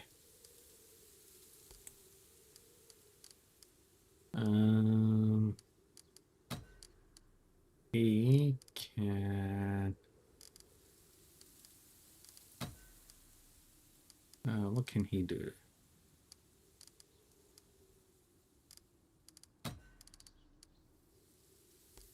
Let's do thick skin on him. And I'll wait 1 or 2 quests. I don't think she'll stick around, so I'm not going to worry too much about her. I need 100 skill points, so I'm going to have to... No, that's a ranged attack. She's gonna... Oh no.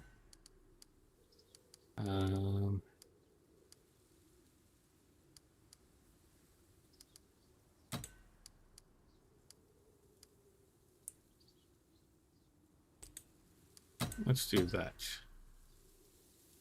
2 points there. And some hunting. And...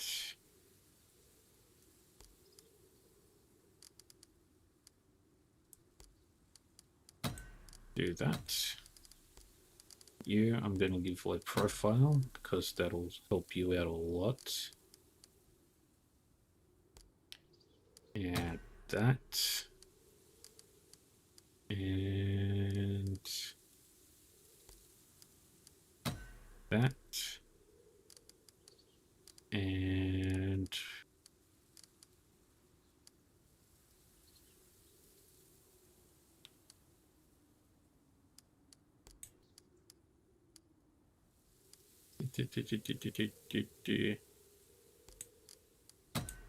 do that.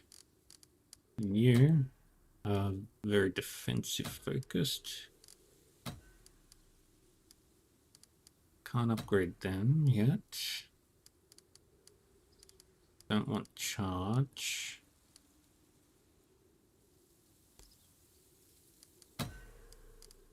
Grab faint here.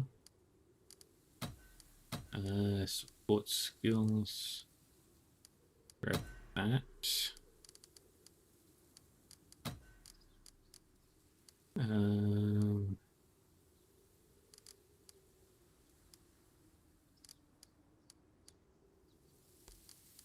Increase your hit points and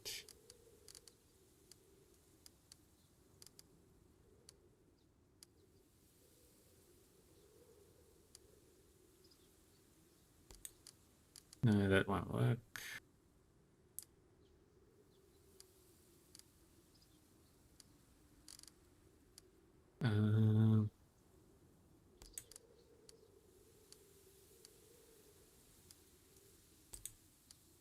Nothing else seems to be... I'll take opportunist. And she's not there, so I can't really do much for her. Oh. Alright, now we've got more to do in this forest.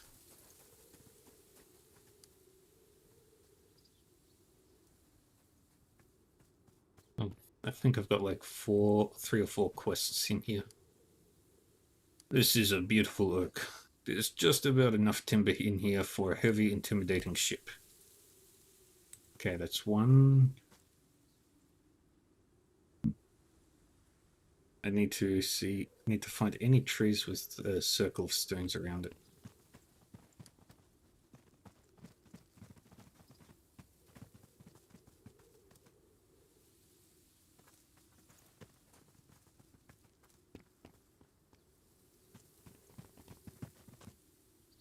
The clearing is occupied by a group of men sitting around a fire, their equipment strewn about. The men all look young but strong. It looks like they've been here a few days. Hail Oxel. I see you've made yourselves comfortable. One of them, a young man of about 18 winters, looks up from the fire and stands to address you. The others remain seated but exchange sideways looks. We didn't expect to meet anyone here and thought it would be alright to set up camp. The young man looks nervous and signals for the others to stand. They look at each other briefly before standing, only to hover awkwardly as though unsure of what to make of the situation. You don't have to worry. I just want to ask a few questions. The young man seems to relax and makes a motion with his hand for the others to sit back down, which they reluctantly do. Let's make a perception check. Sorry, we don't want any trouble. Ask away. I have not succeeded in a single stupid check. You notice that a skinned deer that lies dead at the perimeter. Some of its meat boiling in the pot. Where are you from? Down south. What are you doing here? Just passing through. We're merchants. If you're merchants, I'm sure you've got something to trade. The young man darts his eyes around the camp, seemingly searching for something. Just a couple of hides. 30 ortug of silver. Look, it's pretty obvious you aren't merchants. I don't appreciate the dishonesty, so I think it's best if you leave. The young man seems taken aback, a nervous look falling over him. Yeah, sure. I think we'll just leave. The men pack their things and prepare to leave.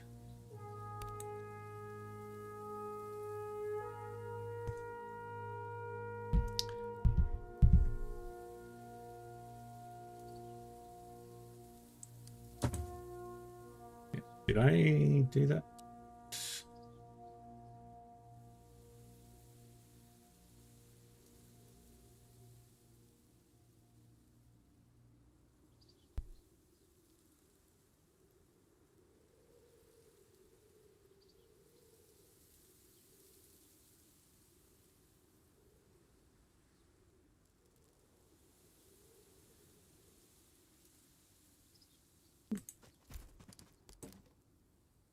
Okay, let's take this stuff.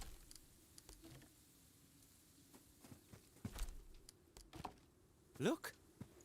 A trail of blood leads out of the camp.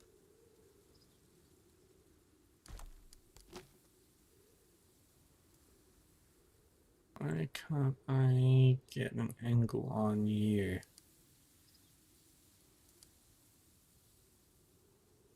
There we go.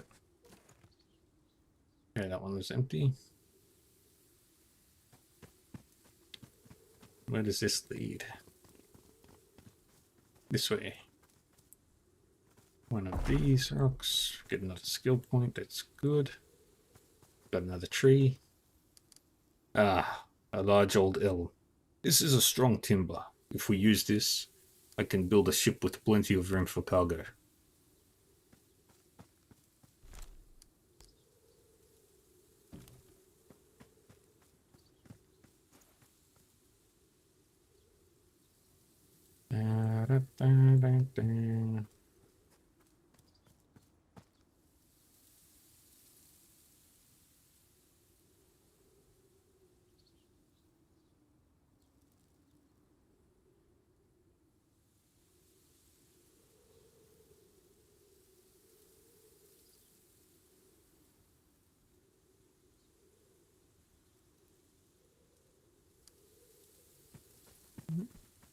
Now what? Oh, snare trap. Leafer. A weary traveler is taking a break against a tree. Several bulging sacks of equipment have been unceremoniously dumped amidst the roots of the tree. Yes? That's quite a haul you're carrying. Would you be willing to trade? The traveler's round, soft accent places him somewhere in northern Jutland. No. I'm hoping to trade it for something specific, but I haven't found it yet. Well, what are you looking for? My brother, if you must know, if he's even alive at this point. What happened to your brother? He left our farm many years ago. When he was recruited to our uncle's herd. He never came back. Maybe I can help find him. His name is Egil. And last I heard, he came through here about 5 years ago. That's where I lost his trail. I don't know of anyone by that name, but I'll keep an eye out. If you find him, I'll sell you my gear if you want it. Oh, speaking of which... to sling, okay. Armor... It's not as good. Yeah, I don't have a lot in the way of good weapons right now.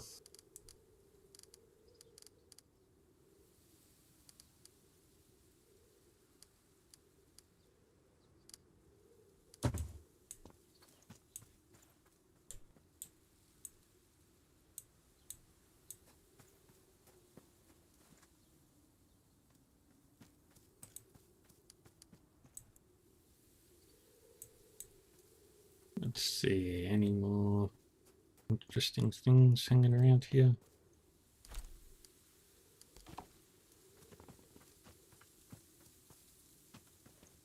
More flowers. Got some herbs. Ah, a larch. This would make for an impressive ship. Not as impressive as oak, but it's lighter, so your ship would be faster than one made from oak. Interesting. We've got multiple options we can use to make a long ship. But there's probably more. Let's explore the forest fully.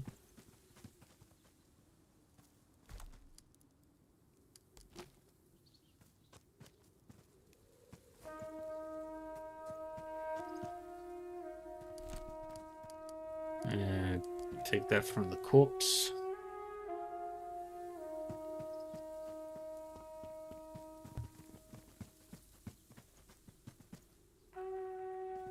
Head down this way. We've got another tree. Good find. This spruce looks young despite its size. Its wood will be light, allowing your ship to go faster.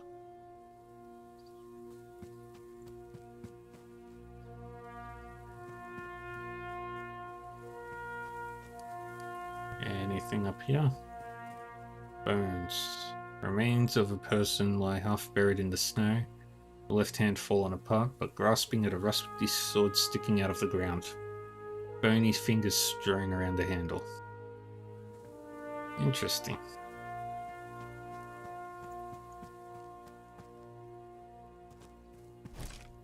We've got some hides. That's strange. Grimmel's cutlet is open. The tracks from the abandoned camp lead here. I got a bad feeling about this.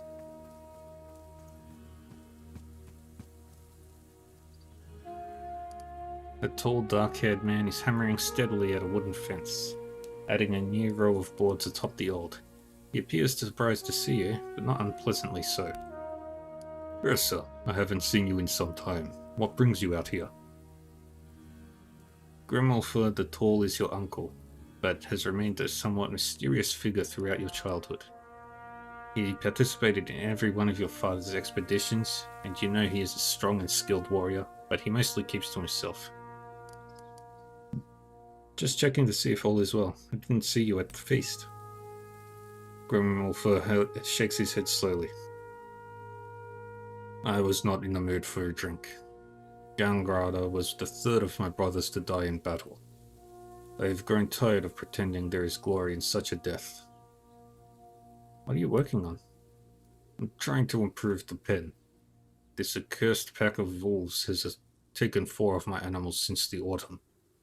I thought I'd fixed the fence well enough last time, but 2 nights ago I lost another sheep. Is there anything I can do to help? The uncle looks thoughtful for a moment.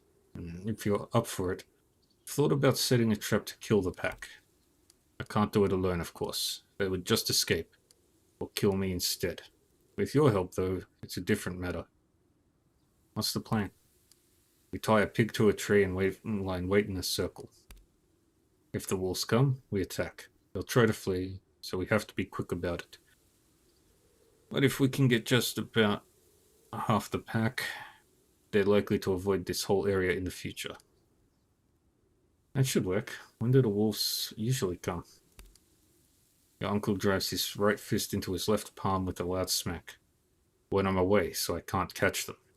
The grunting of a lonely pig should attract them. Shall we try? Let's give it a shot. Lead the way. I know a good place for the ambush. This way.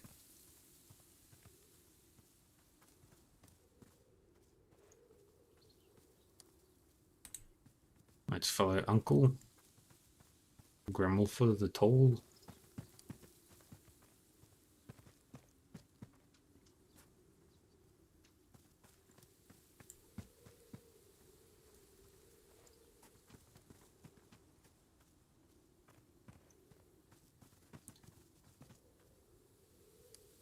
Here we are. This is a good spot for the trap. Are you ready? Let's do this. You tie Grimulfer's pig to the tree and find hiding spots along the edges of the clearing. 3 hours pass. Finally you hear shuffling in the undergrowth. Bump, bump, bump, bump, bump.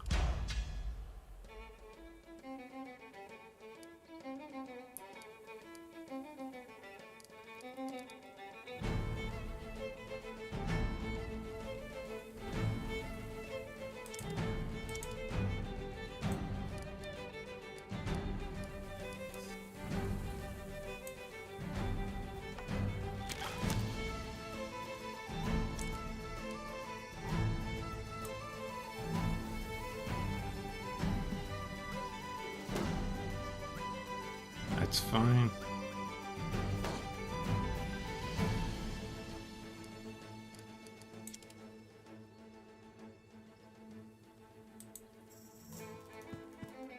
Let's get everybody into positions. Places, people. Alright, she can't run very far.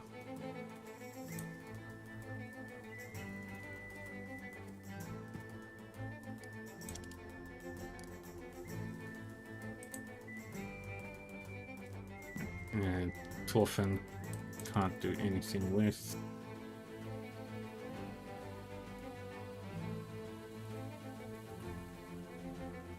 Okay, get into position here. Take you out. End the turn.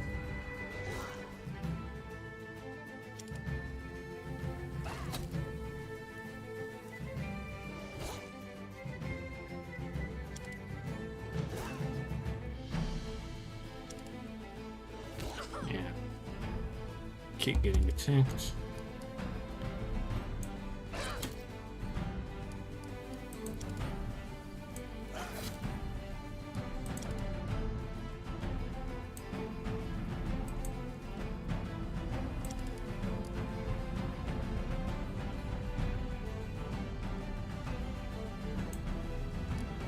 I have line of sight?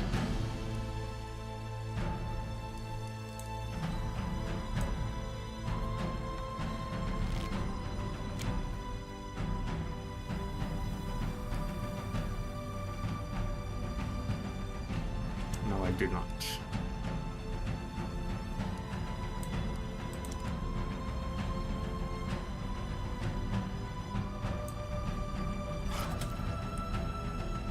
Let me swing.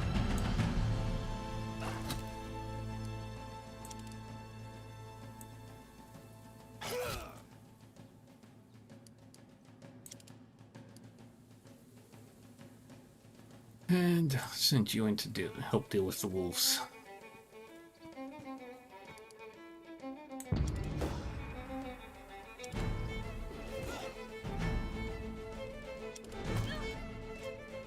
Alright, they're about to flee.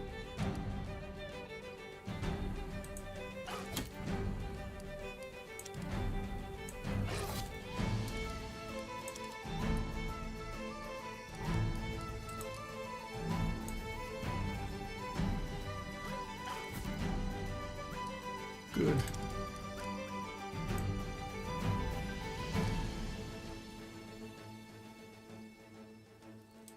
Shoot you. Good. You go down.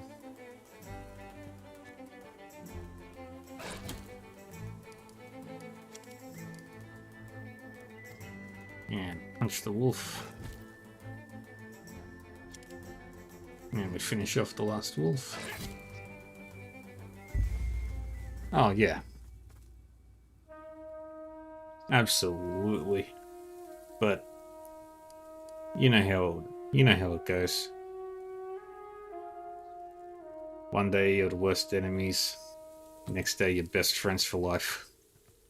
Grimwolf sheaths his weapon and leans back against the tree, suddenly looking much older than he is. That should be the last I see of that pack around here. They were unusually territorial too. I'm glad you were here to help me. I couldn't have handled them on my own. I'm always here for family, Uncle. Are you ready to talk about my father now? Your uncle pauses for a very long time. You're nearly out of patience when he finally starts talking. Wanderlust has claimed all my brothers now. It's difficult to talk about. On a trade ship to Kalpang, your father heard rumors of the isles across the sea. A group of Northmen is said to have sailed there to settle on the northernmost islands. Bare and inhospitable territory they call Orkneya. Those lands are inhabited by tribes plagued by infighting. But there are stories of larger kingdoms to the south, realms with large concentrations of wealth, and little in the way of defenses. I'm sure you can see why this appealed to your father. He had the notion to cross the sea due west from here, hoping to find this bountiful and poorly protected realm.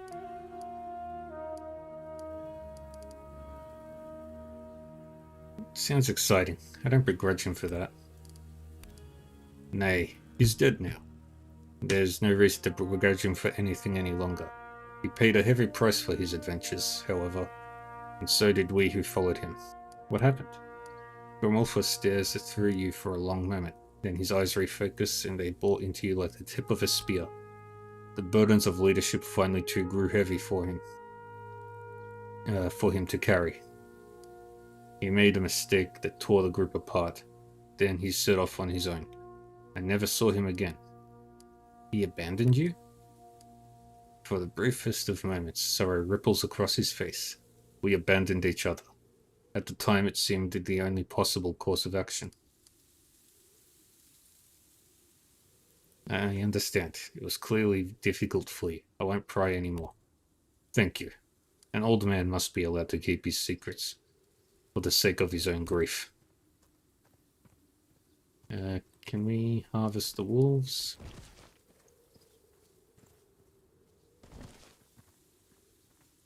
Get the quest to pack it up.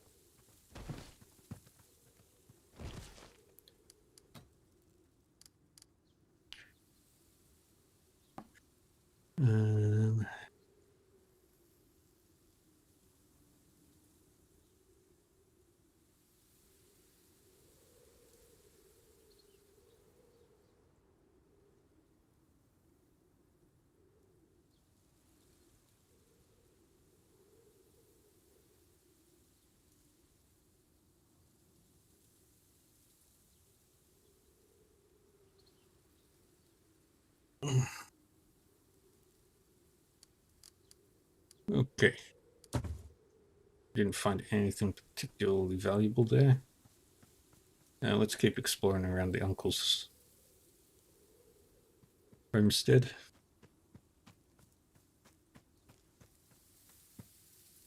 You remember Aunt Alfdis as a woman of great grace and beauty. Uncle Grimulfer never seemed to truly recover from the loss. Aw, poor uncle. He doesn't deserve to be sad. Seems like a nice guy.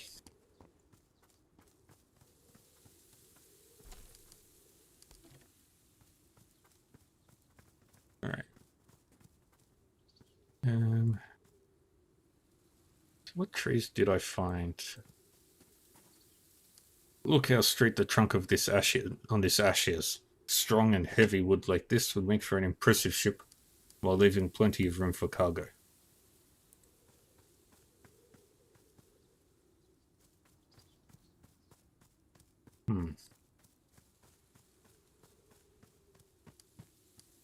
Let's see, how many did I find?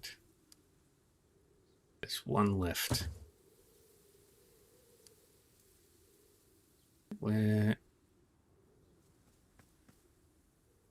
Pine is not the most obvious choice for a longship, but it's strong and flexible.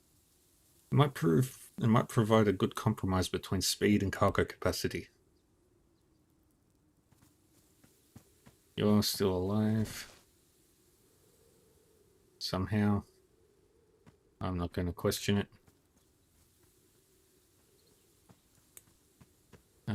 Was there anything else in the forest that I needed to do? Unwanted guests. Old debts. Okay. Need to go to that farm that I kicked everyone out of.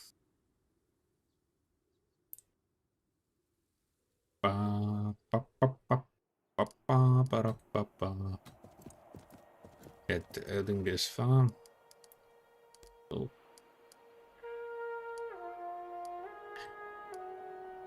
Yeah, permanent fixtures.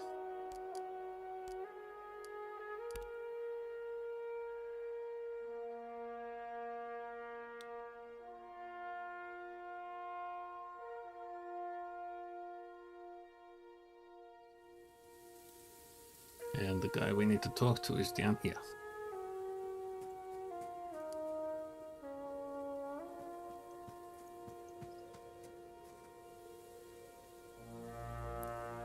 The thrall is where you left him.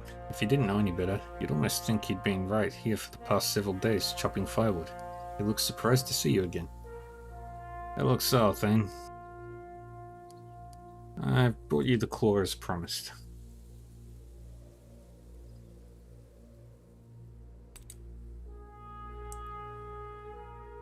He takes it from you delicately, inspects it for damage, and stows it safely in a pouch on his belt. Thank you, truly. I hope the rest of the stash was enough reward, for I have nothing else to offer you. After shaking your hand several times, he picks the axe up again and returns to his work with renewed vigor. Yay. And... yes, I can now get to 100. But I need to spend at least 7 points.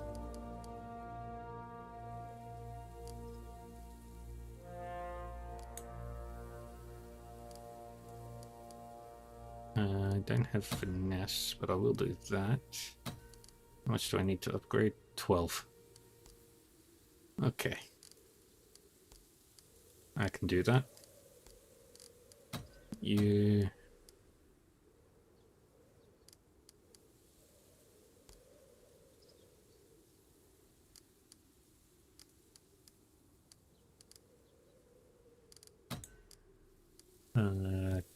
can do get some cooking. And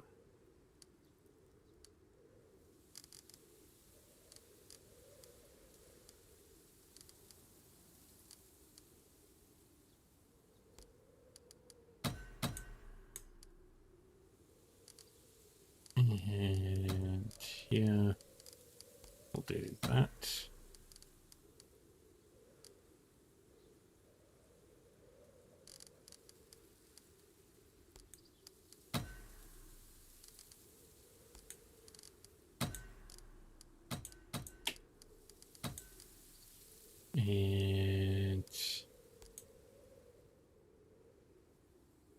Okay, nothing else to do there.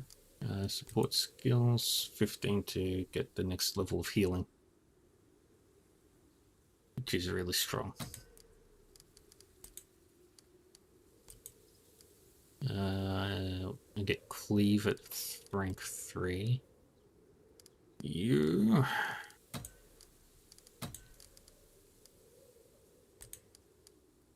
We'll do that. And I'll give him relentless as well because sounds fits what we're doing with him. Get the S that is shield is impervious to damage. Ooh. Alright. Let's grab repairing. No, we can't do that. So let's give you no crafting. Let's do that. 12 points. Okay. We'll wait. You need 4 points to upgrade spears. We'll do that. You 4 points. So we will do that. No darkness penalty. And 15 points to get aimed shot. Damn. Alright. In here. I don't know. Let's do that. And then 12 points to increase that, I guess.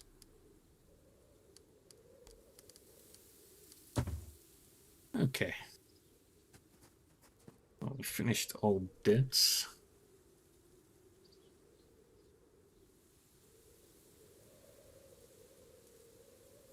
Let's go build a ship.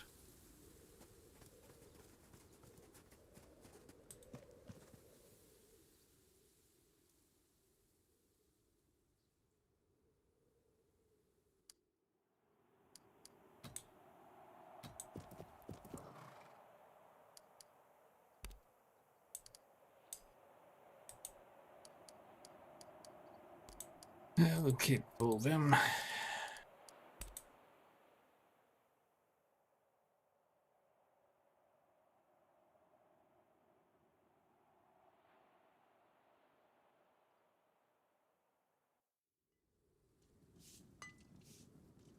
Okay.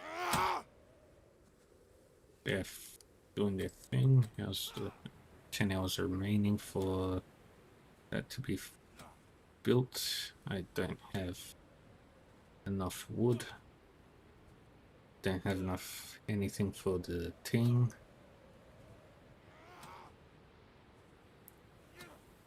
More rations. I need something that'll give me wood on the daily. But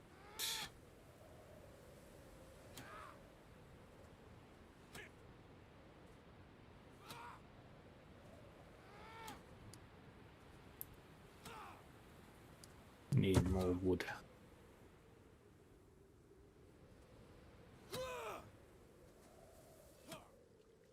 Alright, let's go talk with Sigurda Manadota.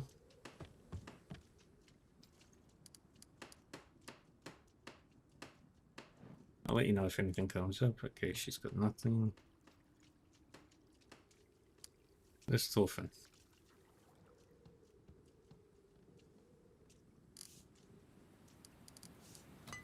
Let's look.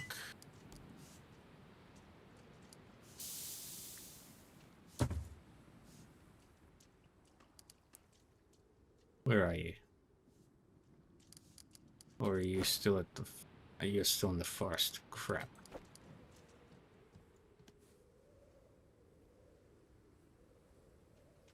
Alright, let's leave town. Head back to the forest.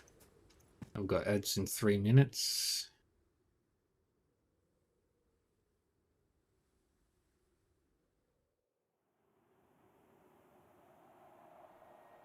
Ba-da-bum-bum.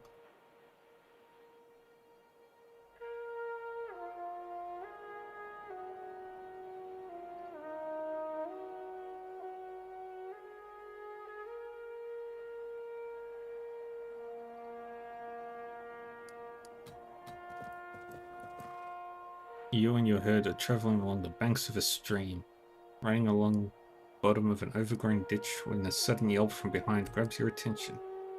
You spin around just in time to see Gunnar topple into the ditch. The sail along the edge is shot through with thin roots that have stolen away the stability of the ground. He gives a grunt of frustration as he flounders in the plant-choked stream. Pushing aside the long, broad-leaf-tipped stalk, the berserker clambers back out again with a steady stream of muttered complaints. Gunnar's skin is flushed with embarrassment, but a growing look of discomfort reveals there may be more to it than injured pride. That plant, it's hogsweed. Gunnar will be in great pain soon. If we don't clean off the sap and make a poultice to soothe the skin. Hold still, Gunnar. This will help. Takes a few moments, but after cleaning away the sap with water from the stream and applying the poultice, Gunnar already shows signs of improvement. That's much better, thanks. I'll be more careful next time. Thanks to your quick diagnosis and response, Gunnar will recover quickly and with little discomfort. Over the course of a few hours, he is able to toss away the poultice with nearly a mark to show for the ordeal.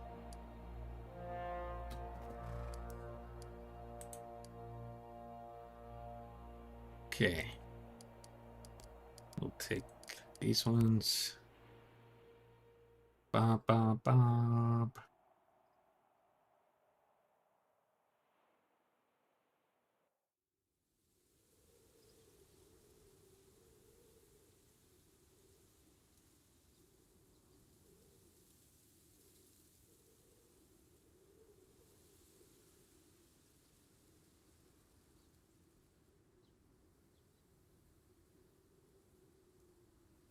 Right, let's talk with Torfin. We've found a decent selection of timber now. We have some good options. Are you ready to make your decision? I'm satisfied. What do I want? I want something.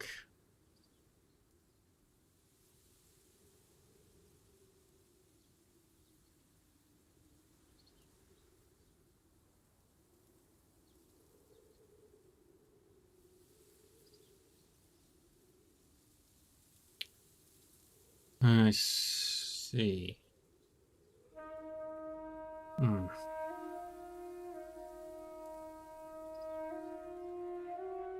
What wood sounds best?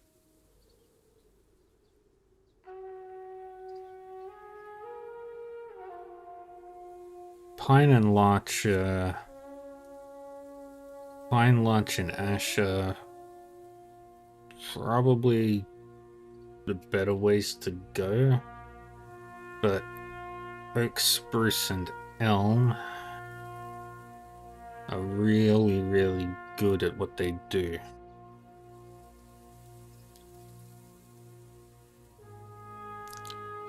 So oak is slow, it doesn't carry much, but it's more intimidating.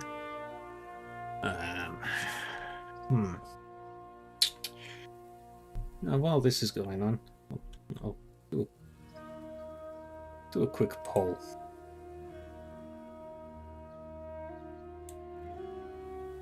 Oh wait, there's only you. Wonder what I should pick.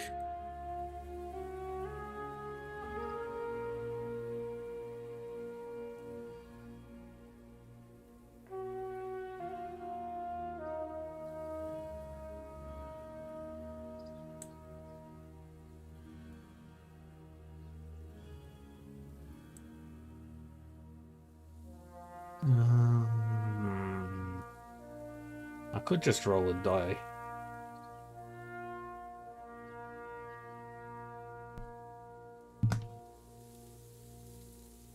The dice.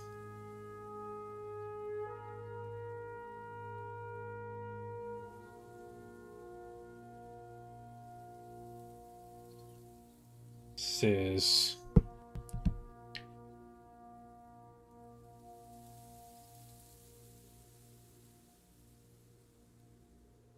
I need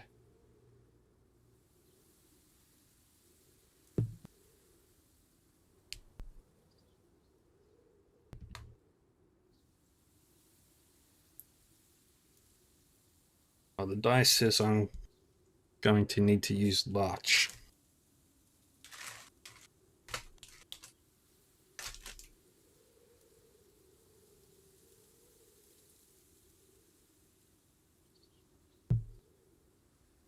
Hmm.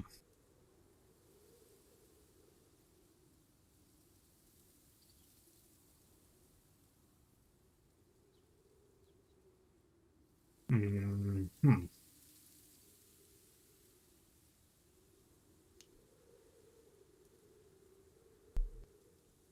What to pick? What to pick?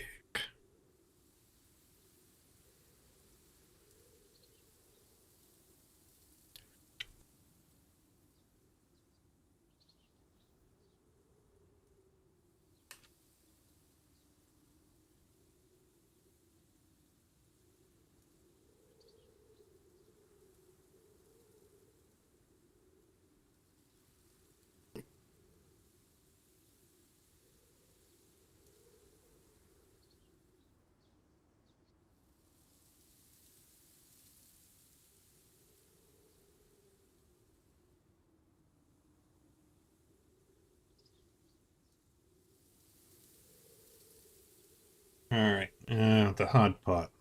Which wood are we going to use, my friends? What's a good one?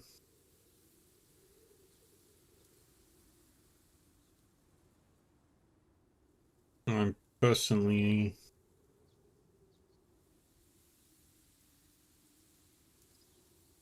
a fan of, I think I like the larch more than anything else. And I rolled a die and it said do the larch. So I think that's the one we're going to go with. Very good. I'll fetch some of the boys and come back to harvest the tree, if you're certain. I've made my decision. I'll go back to Scandon and get started immediately. Come see me there if you need anything else. Okay. Then there was that guy up here. There he was.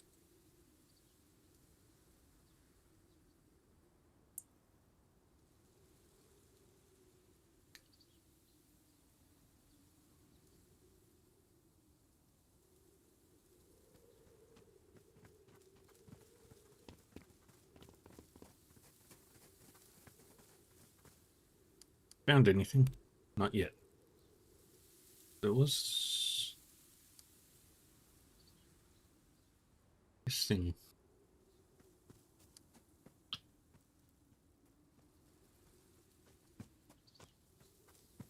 Pretty sure. No, it wasn't this one. It was this one.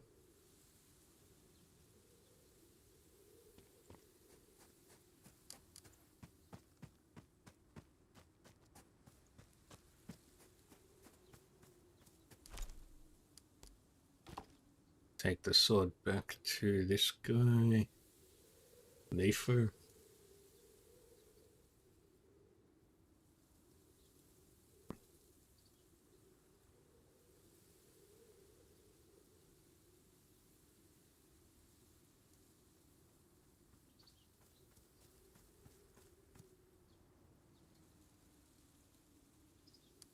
I hate to be the bearer of bad news, but I found a sword engraved with his name next to some remains not too far from here. Quiver in his voice betrays that he's not as unmoved by this news as his demeanor reflects. That's his... How far from here did you say?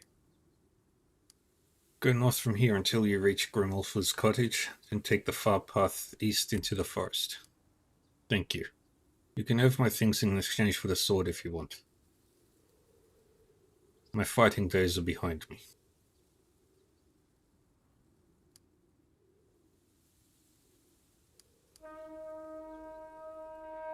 Perhaps we could work out something else. Not in the mood for haggling right now, but you can buy all It all wholesale, but 200 Ortoga silver. On second thought, you should have the sword. Was your brother's after all. Thank you. You quickly make the exchange before he sets off in the direction of the corpse.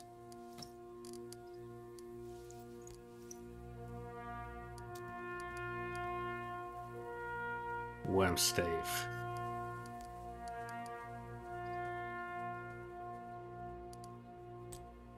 You can have a brand new weapon.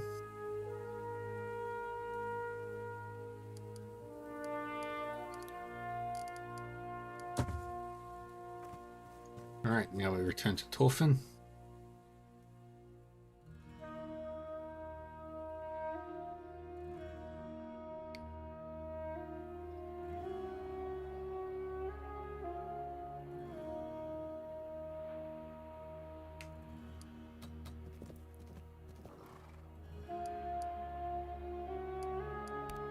Everyone can do their thing.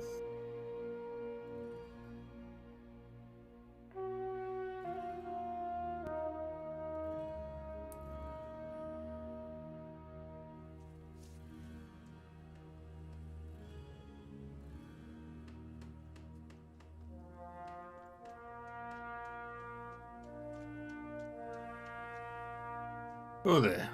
I've sent Sonny and Megan beyond out to the forest to harvest the timber you chose for the ship. All that's left is to name it. What would we like to name the ship? I'm calling it the Reaver. Not a bad name, the Reaver. I'll let Rurik know. Maybe he'll be able to carve some decorations to match.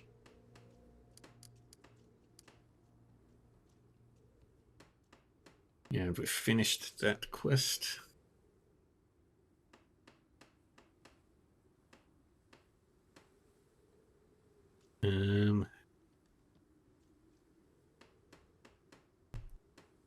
Now we head back out of town.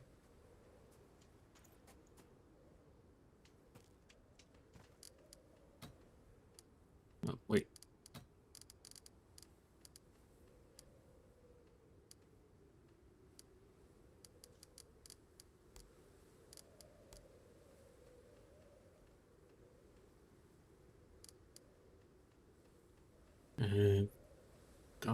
It's not as good with the movement.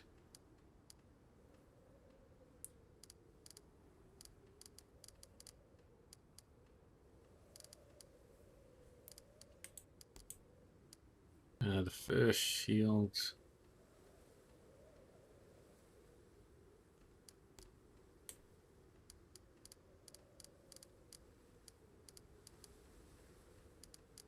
Is definitely not as good as the one I've got.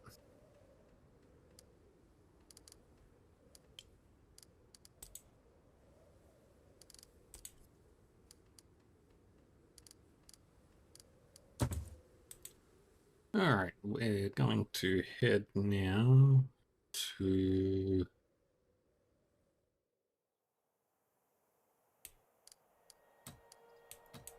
Let's see, 3 hours left at the homestead. Okay, there's a thing down there that we need to go to. There's that in Reeb. There's nothing else to the south of us. There be dragons.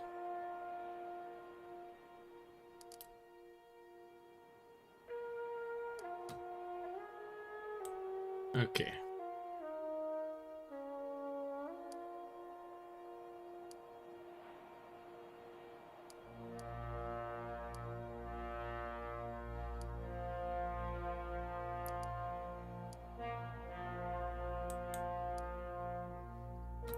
We're gonna head south.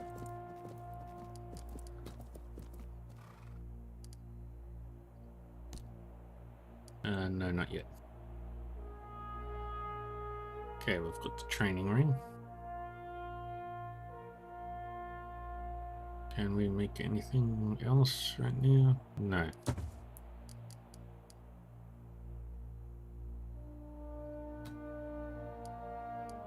Into the marsh campsite.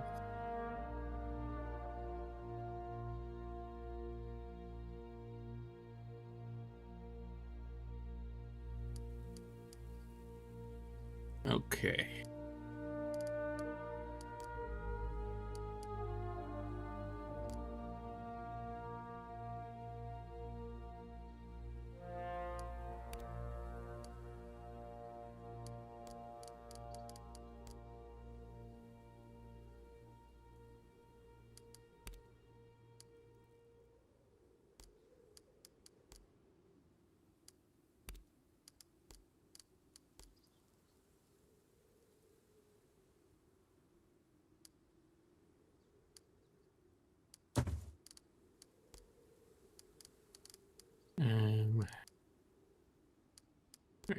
Elsphere.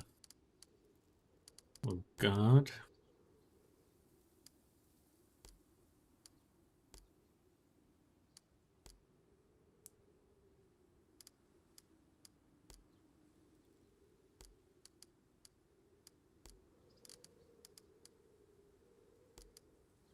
Okay, they...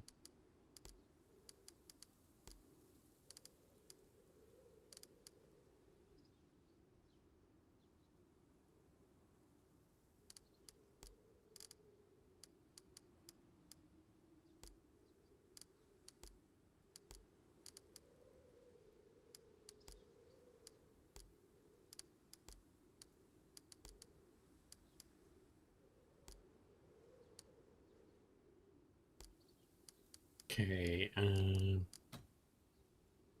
can't do anything at the thing here.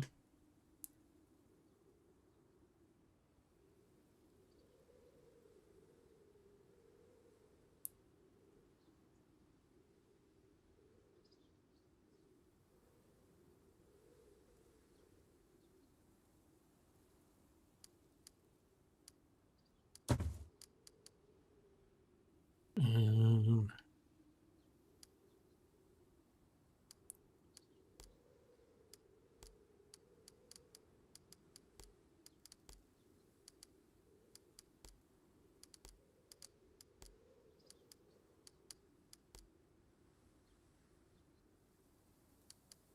rest.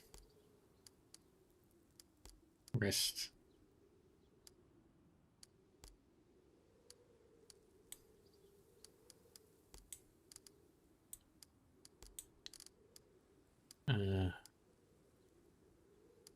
Hunting.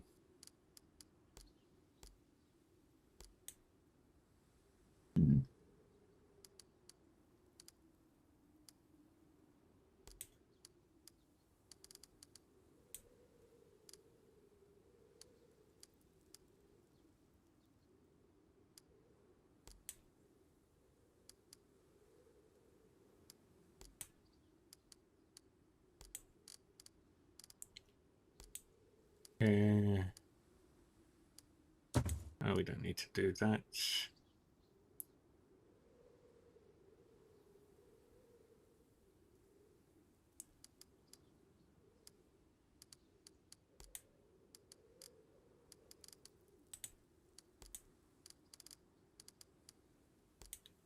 Scout. Guard. Rest.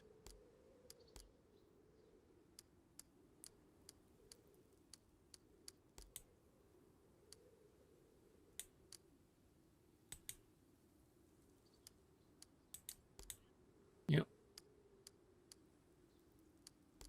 Okay, he can't do anything else.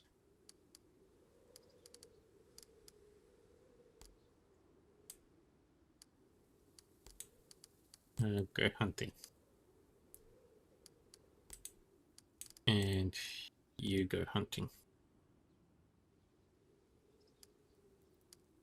Go to. I'll do a point of guard there. Got 7 meat.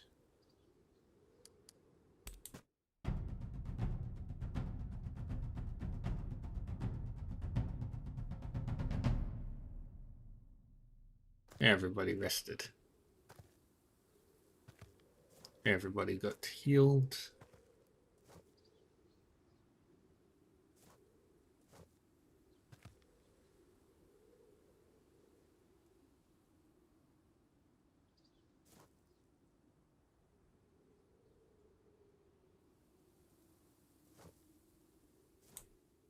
Alright. Successful.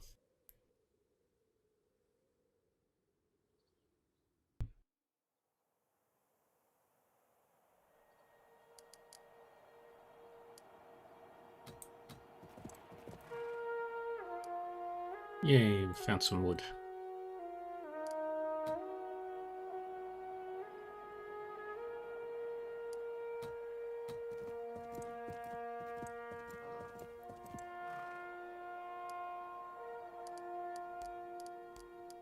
I'll take all them with me.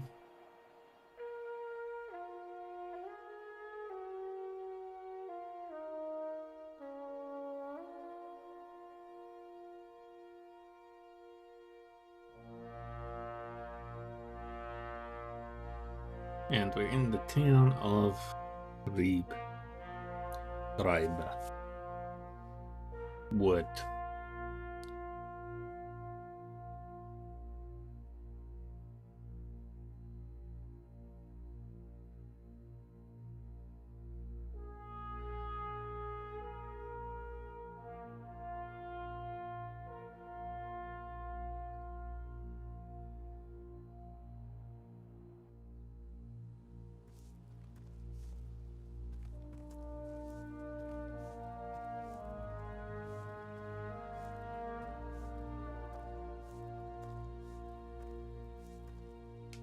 And here we are.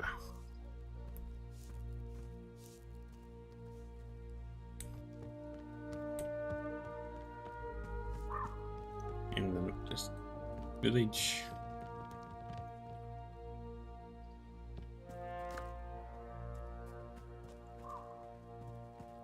Burned out building here.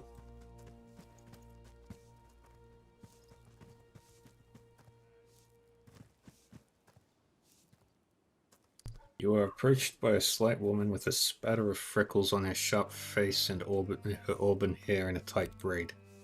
Her pale eyes dare you to turn away. Her voice is like a whip crack.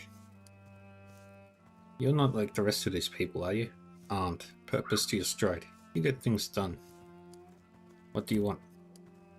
She gestures at the acrid, burnt-out ruins. I know who caused all this. Who caused it? A filthy sleaze named Vranga, my husband. He deserves a coward's death for what he has done. And you want me to find him? She thinks for a moment. I hear he has been seen fleeing south-southeast. If he's making for Hidby, he'd have to cross through the marsh. What can you tell me about Vranga? It came from a struggling merchant family. His silver tongue brought my hand, much to my shame. So he took the dowry, failed to pay the mourning price, and left town with all of our trade goods, fanning the flames to cover his escape. For him, it seems it was purely about the wealth and coin. I'd like to know more about you. I come from a family of tradesmen, been in Rib for 3 generations. Only child, and my parents wanted grandchildren. I'll find him, Brana. Hell hath no fury. Indeed.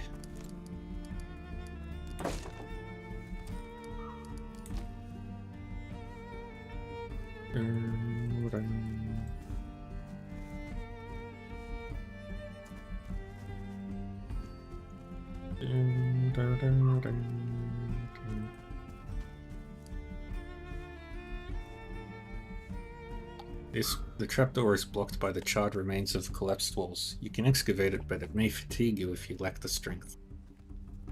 Ursa has become fatigued. What do we find downstairs?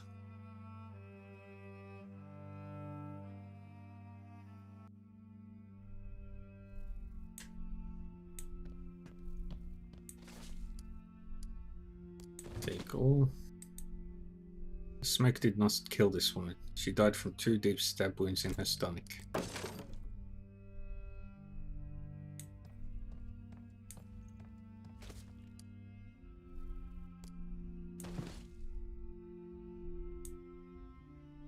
A wooden sword lies between 2 dead children. Unmarked by violence, it looks like they were suffocated by smoke. That's horrifying. It's terrible.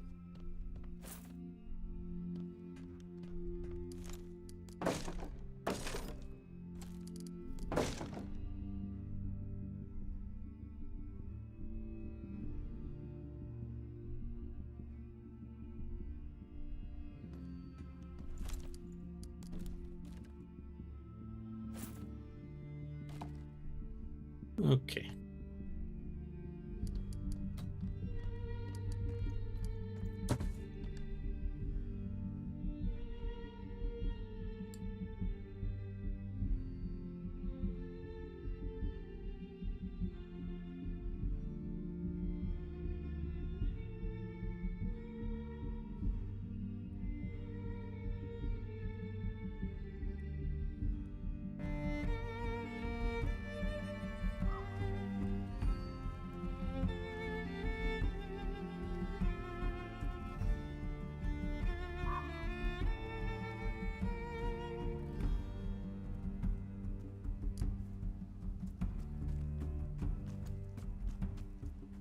And looks like this place has seen better days.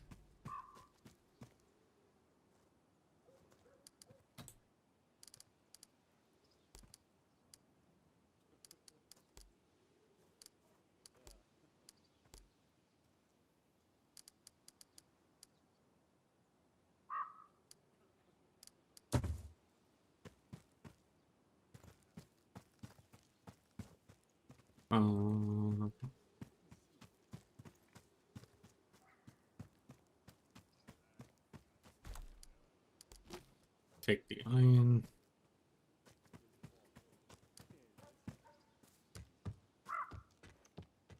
Oh, I missed that one.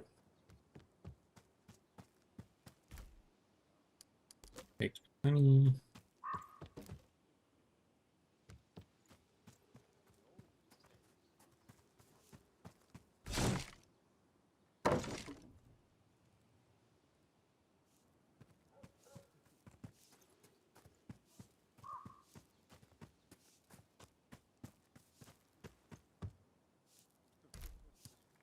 Take all of that.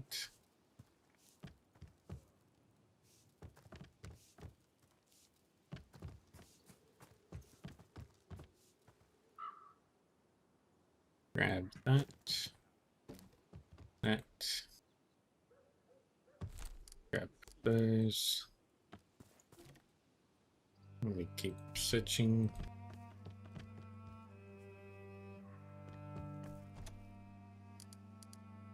Armor bar. Take all that.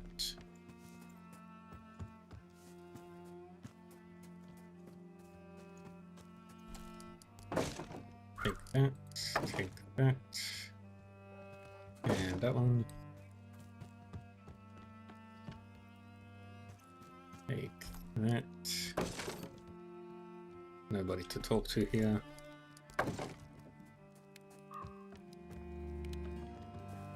More herbs. Okay, that's a dead end.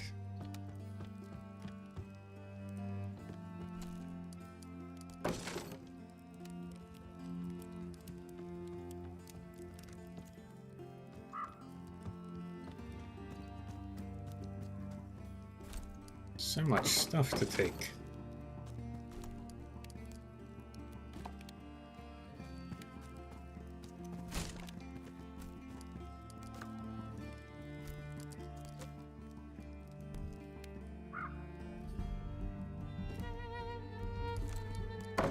Grab that, that. Grab that, that.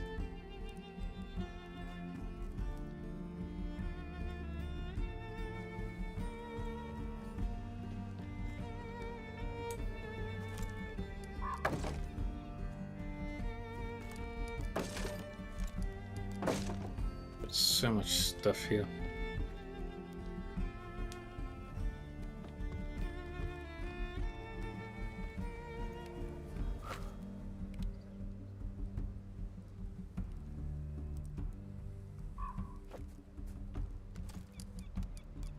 Grab that. I see some loot. I see a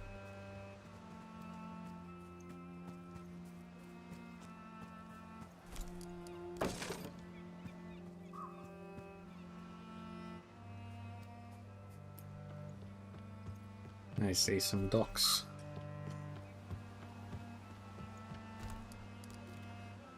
Grab all the valuables I can.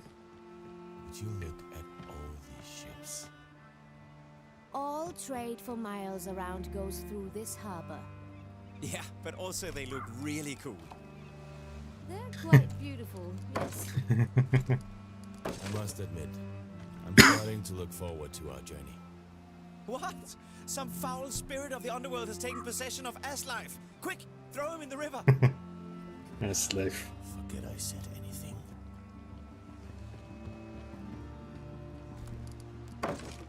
Tolgir Owain.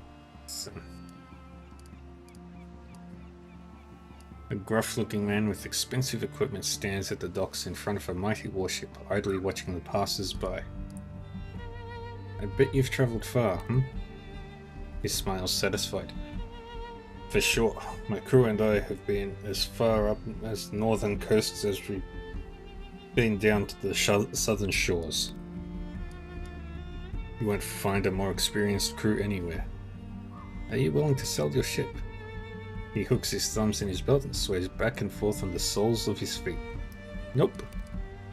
If you need a ship to move cargo, or take you up and down the coast, or to give one of your enemies a really bad day, my crew is for hire, but not for sale. Not particularly. See you around.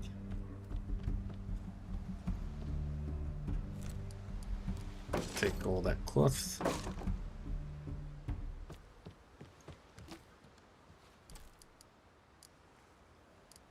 Take all.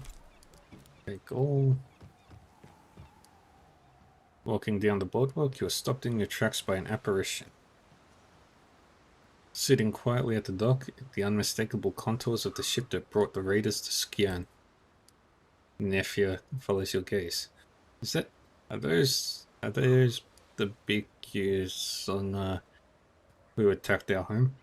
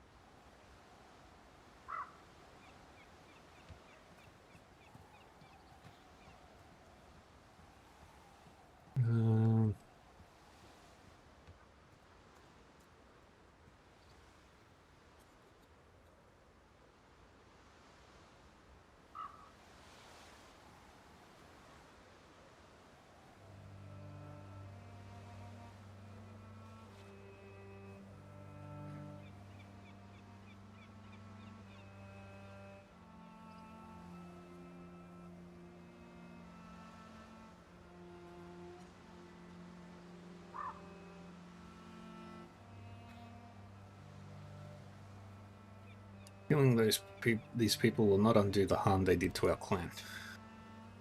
Without a moment's pause, Ghana overtakes you and walks directly up to the nearest raider, beard parted by a shit-eating grin. Grimar! What an unbelievable coincidence to run into you again here. All color immediately drains from Grimar's face. Oh, the fuck? I thought you were dead. Takes more than that to kill an old friend. He slaps Grimar hard on the shoulder, nearly sending the man sideways into the drink. We could have taken better care of the ship. She looks ready to sink. The other man appears to regain his wits. You arsehole, you led us to our deaths, Gunnar. We're all that's left. Everyone else is dead. You saunter up here like you're still in charge. Well, you can forget that. I'm in charge now. We're patching up your ship and going home.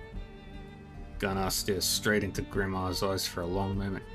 Then, without any further warning, he socks his old friend square on the jaw.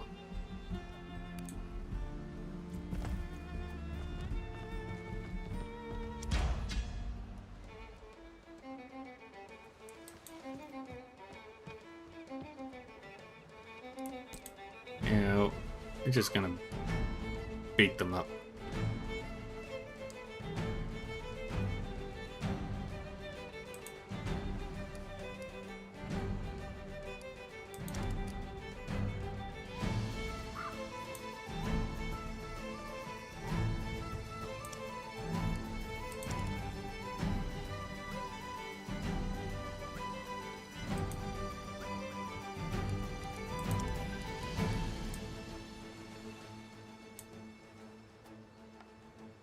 We're not gonna kill them, we're just gonna hurt them.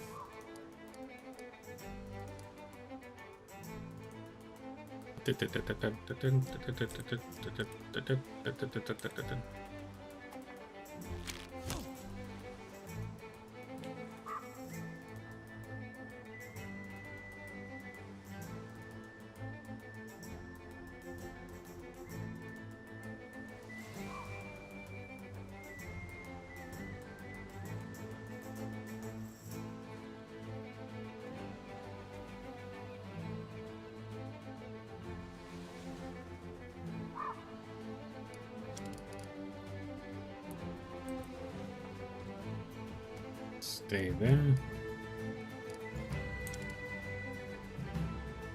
And you come around here.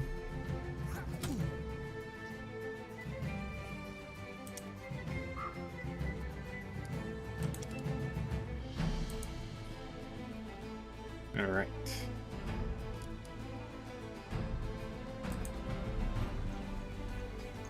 Demoralized.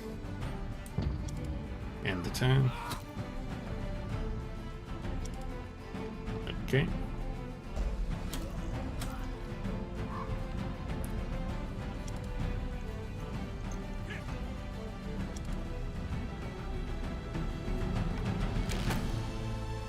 Huh.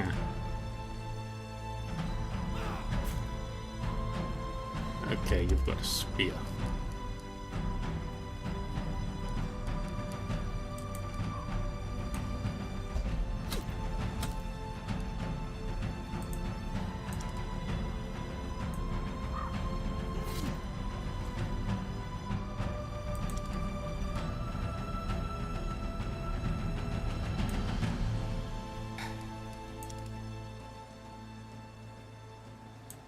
And we shoot you down.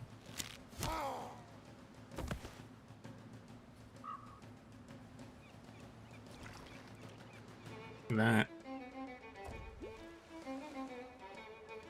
Yeah, I'm pretty sure that's a fatal hit.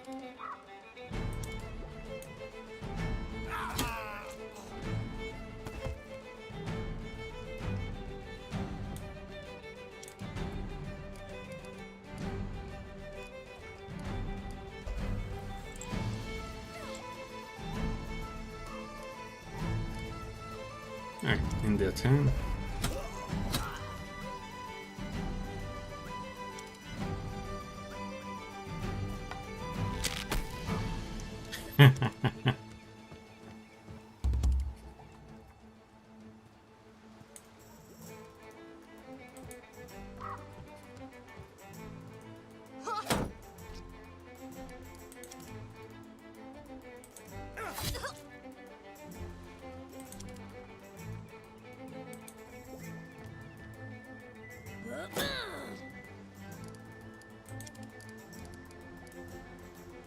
And then we shoot you.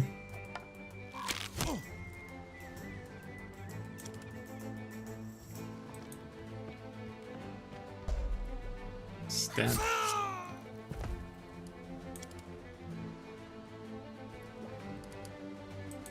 And we do this.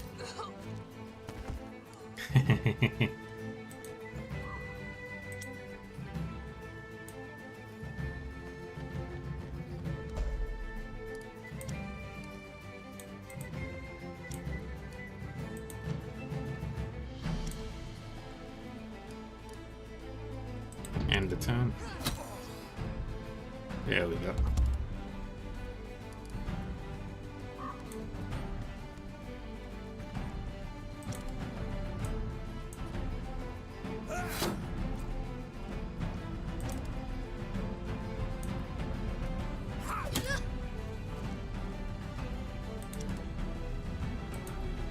And stabby stab.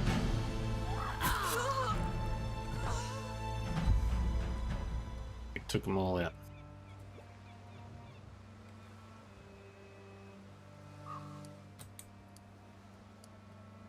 Kettle surveys the carnage. That did make me feel better. And now we have a ship. That battered old thing is going to take us across the sea. Besides, we couldn't even muster the crew for a ship that large. We can at least chop it up for wood. Perhaps one of the traders at the market will be able to handle it for us.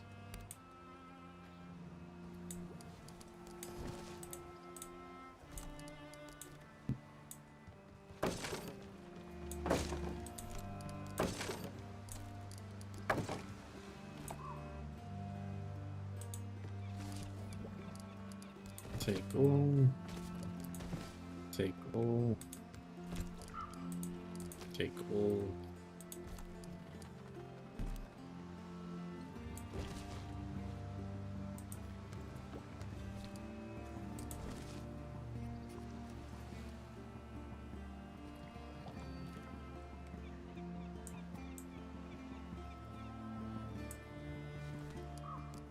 Take that. Take that. They all went down. Alright, we can't steal. So that would be bad.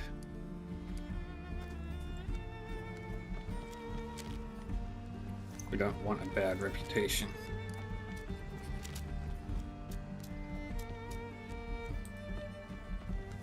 Rickle for...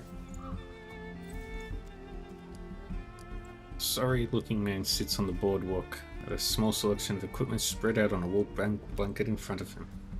He looks up at you with dark-rimmed eyes. Hail, Honourable Tang. Are you in need of weapons or armour, perchance? Why are you selling your equipment? I am no warrior. These things belong to my beautiful wife, Vigander. He sinks, struggling to get his next words unstuck from his throat. She fell in Frisia, defending a group of traders. Without her, there is nothing left for me here. I'm going back east, to my ancestral village. But I need to buy a place on a ship. How much do you need for the journey? It seems the going rate is about 50 ortolga of silver. Less if I could work for my upkeep, but I know nothing of ships. I can sell all of Vigonder's... If I can sell all of Vigonder's equipment, that should cover it. With silver to spare in the end. Let me see what you have. The centerpiece of the selection is a suit of decent but unremarkable hide armor. A nasty slash across the chest has been very competently repaired. You'd estimate its worth to be around 300 valuables.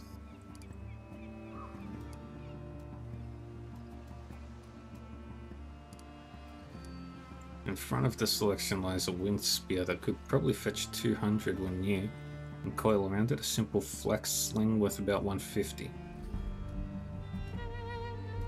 Standard leather trim worth 100 valuables or so rounds off the collection.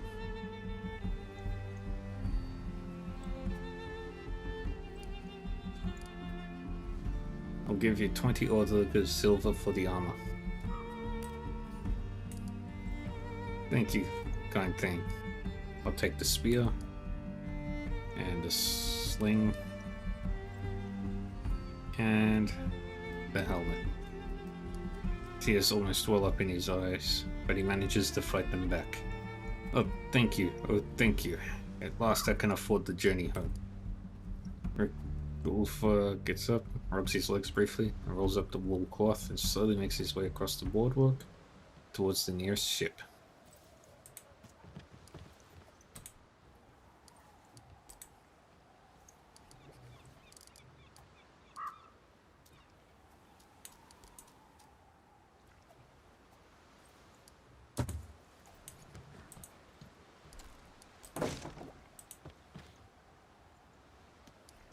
Unadulterated condescension radiates from dark eyes under bushy eyebrows. It's rare to see such arrogance on the face of such a blatantly unrefined man. I know you. The Thane of Skian, right? Saw you fight some ill-equipped farm boys at your father's funeral. Huh. I hope to see how you fare against a real warrior once. And your skills, Berserker. That's right. Skaki's the name. Heard you're in town looking for a crew. Afraid I already hired everyone who's worth their salt. What are you doing here? Just preparing my ship for a little excursion across the sea. Got some mates in Orkney waiting for me to visit.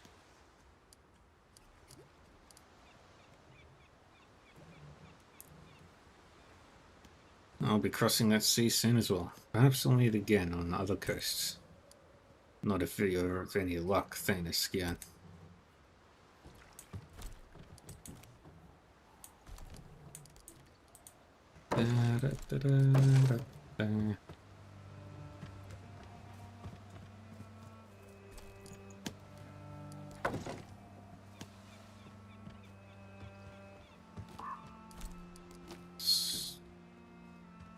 All this loot.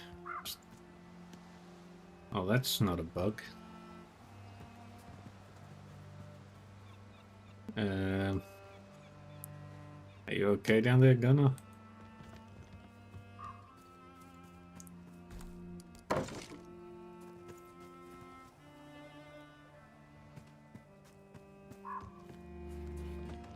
And they're building some new houses here, which is very nice.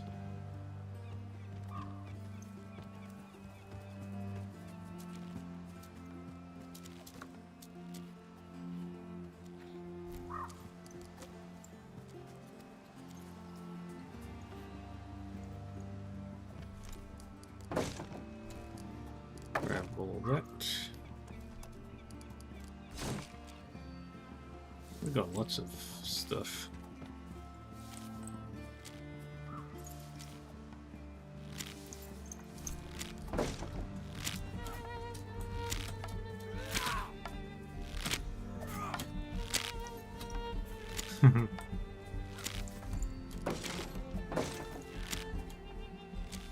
Okay. Let's head up this way, see where it leads. Grab the tar, grab that. Oh, no. Remember, no thievery.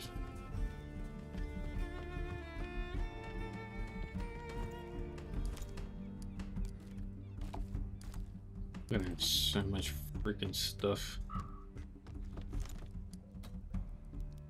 I can create a farm.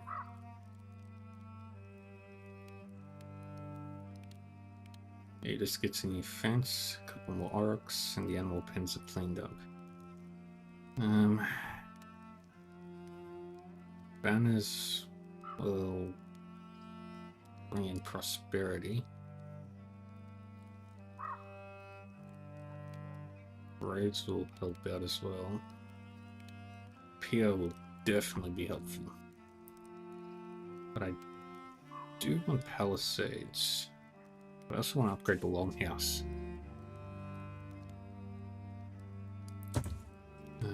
There's so many options.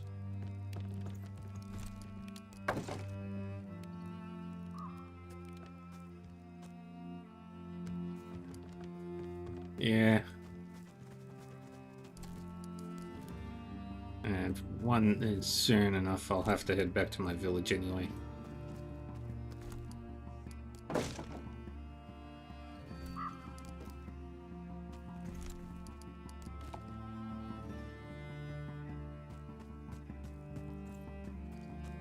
There's so much stuff to collect, it's insane.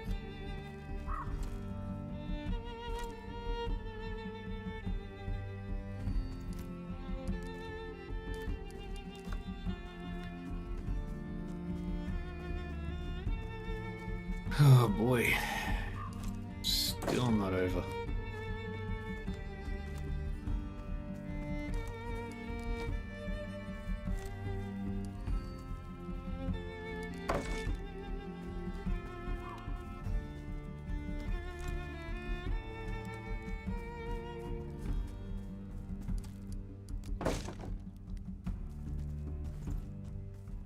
This does feel like a Viking village.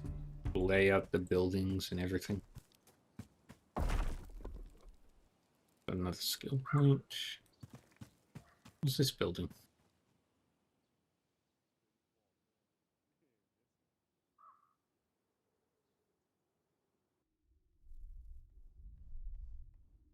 Bits of burnt flesh still stick to this effigy. It's impossible to tell what sort of creature it came from. The surface is marred by charred spots and strange carvings. With dread you recognize the name of the fire giant Surtur, repeated over and over and over. The hearth is cold as ice, and a thick blanket of mold covers the disgusting remains of a stew. Human, yeah.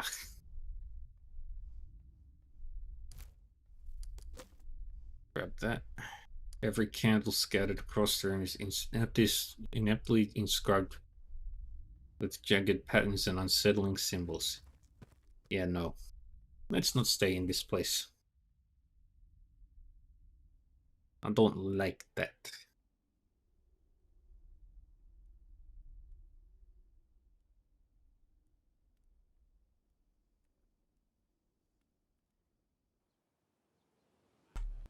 Alright. Anything else worth looting while we're in here?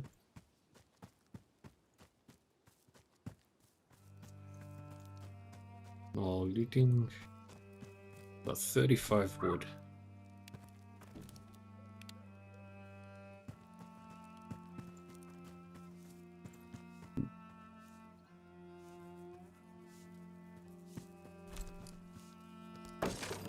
$38 wood.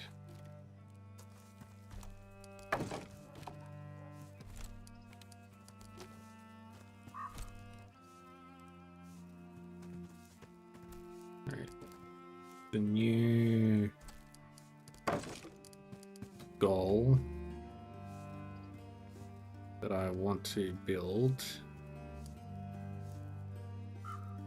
is ultimately I want to focus on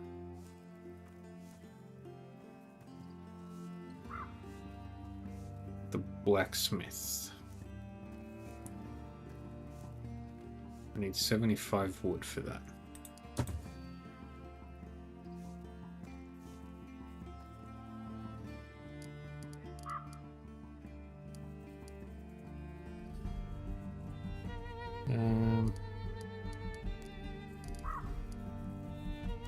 I'll give her that. Her spear is not as good.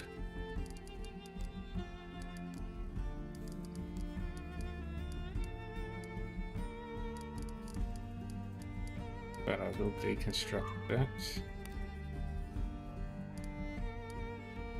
And that sword.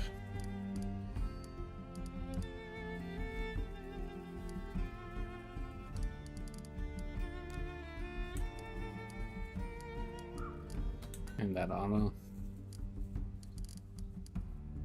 And that spear.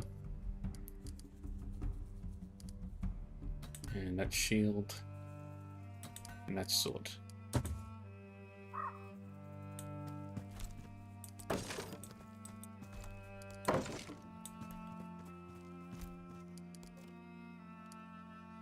Okay. Got that.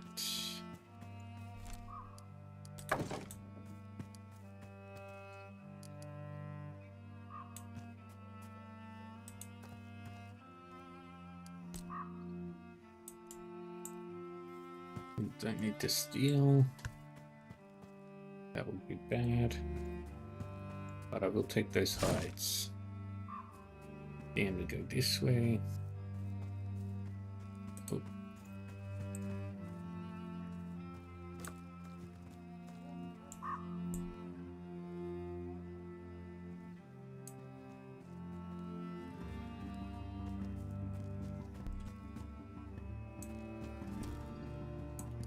Grab that.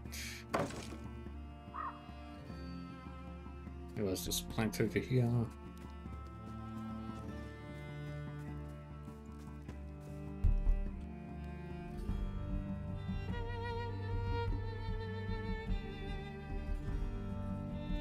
Grab that. Grab that.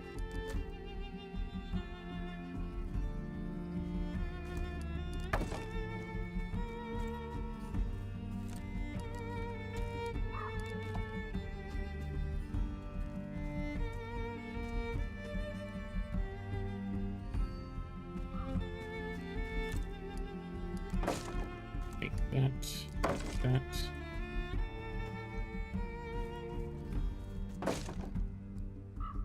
I don't know where I am now. This city is... this town is big. Like, this is...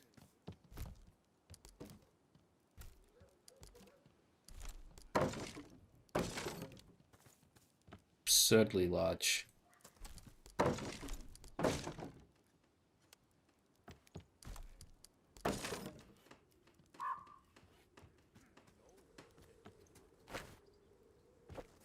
Alright, so we've explored the entire northern side of Reeb.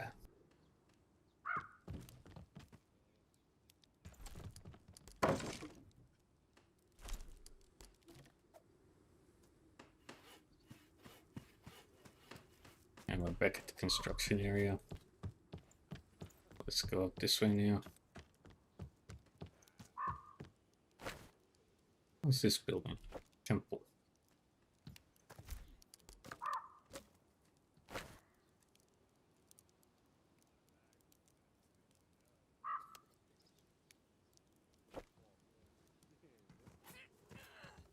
That's not who I need.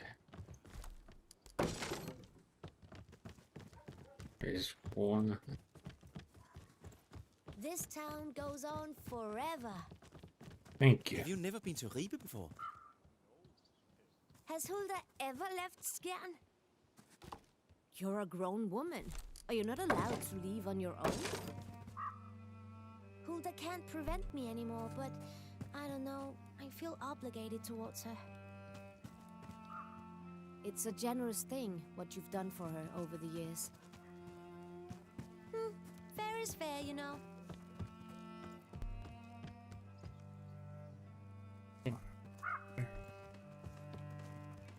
Let's go this.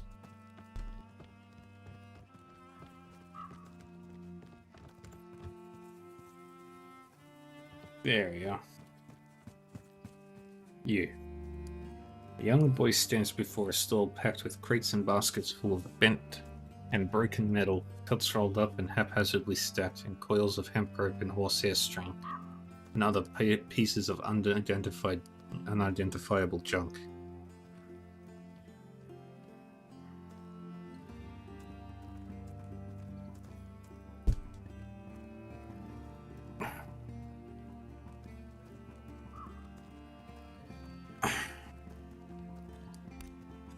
He beams when you come near and casts a glance at his father in the back of the tent, who motions encouragingly in your direction. Highly esteemed field maiden, welcome into our humble tent.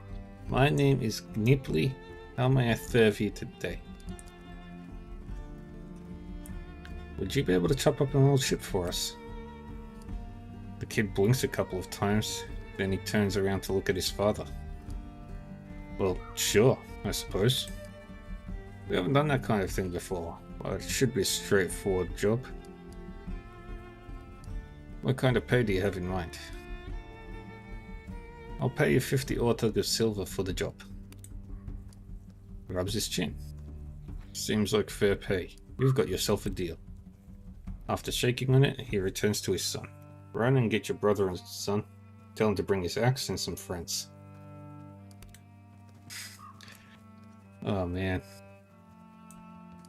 Let's see what you have. Okay. Vendor.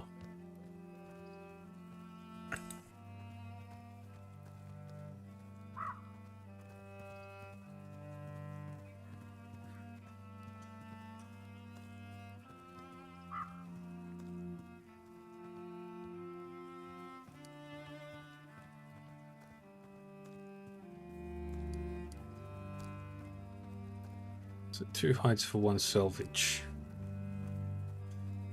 12 wood for 1 salvage.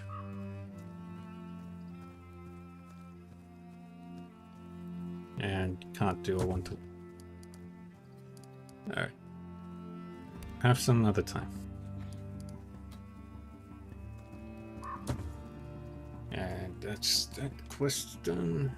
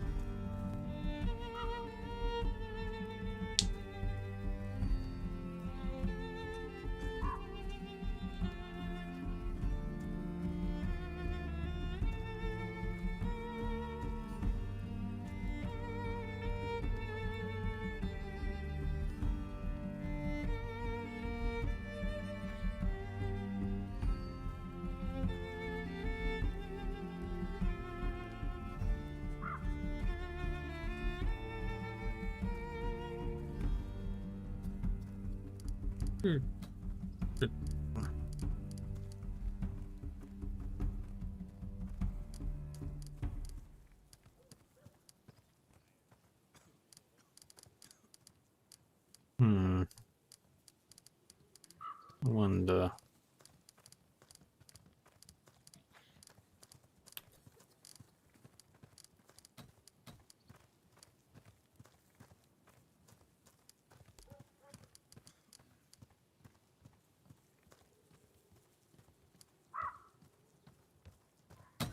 Let's upgrade that.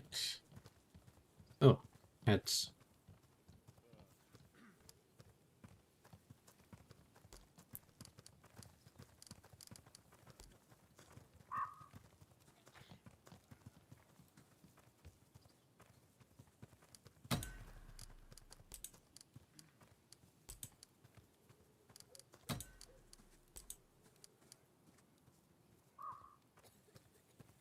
And...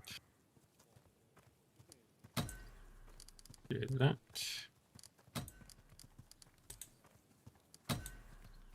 Grab that.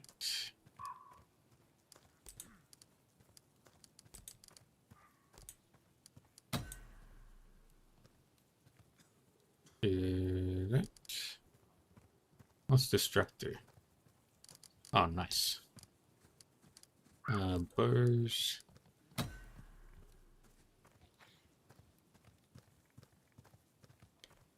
And he's almost got perfect.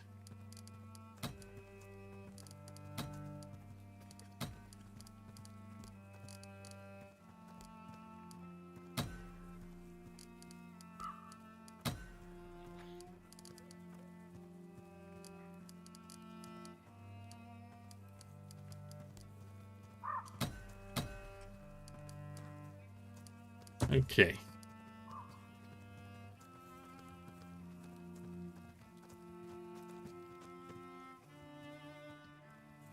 What do you sell? You sell herbs and meats, medicine and rations.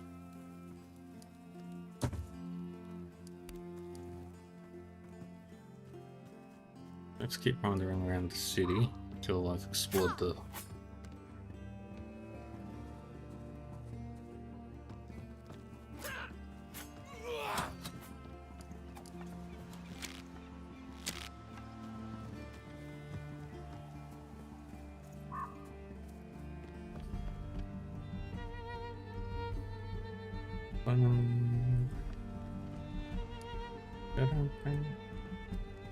Where's the smith? Where's the blacksmith?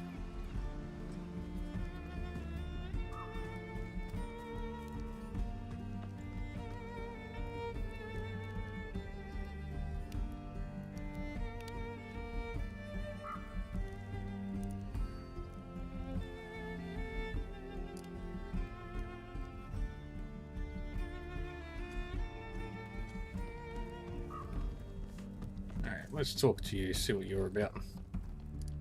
The man before you has the robust and hale bearing of a farmer. His crow's feet and greying hair attest that his prime years lay behind him.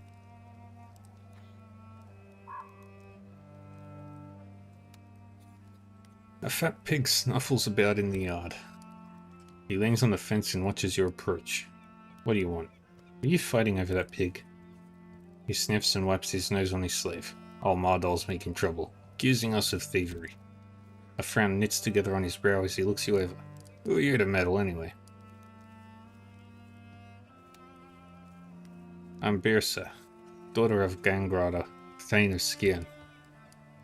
His eyebrows threaten to retreat with his receding hairline. That's a mouthful. He considers for a moment. Maybe you are the one to talk them down. I'll clear this mess up. You'll see who they're in the right here. About the pig. He glances over his shoulder at the animal. It grunts busily as it roots around in the yard for something edible. You notice notches on the pig's ears. What about it?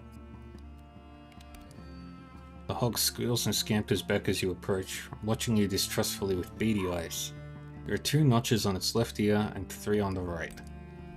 The outermost cut on the right ear looks ragged and uneven. The pig clearly struggled when it was made. 2 on the left. 3 on the right. The right one is the newest.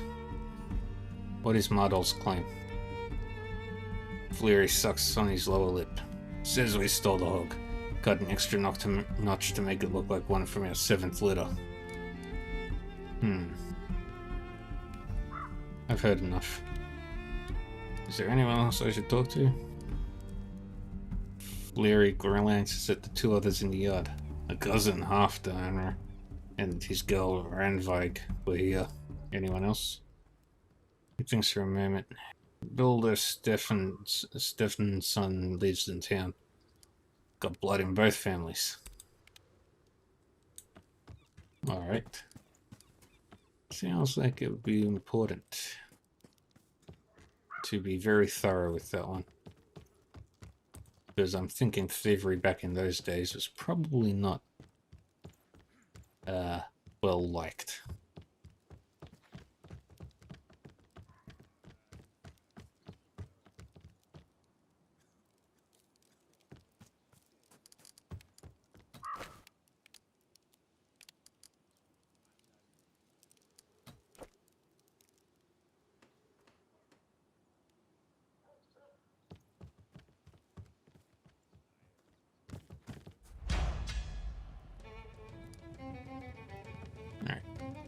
You go over there, deal with him. You circle around to there. Where are the other 2?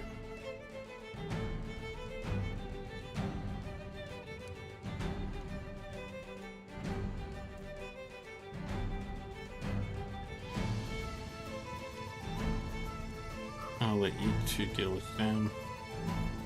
Can't leave you on your own.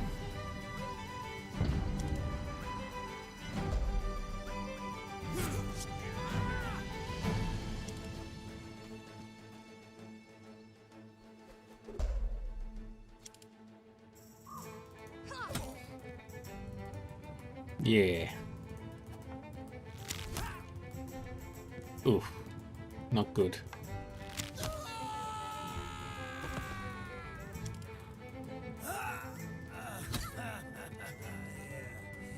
win this one. Idiot girl. Should have stayed home. Okay. Well, if that's the way you're gonna play it.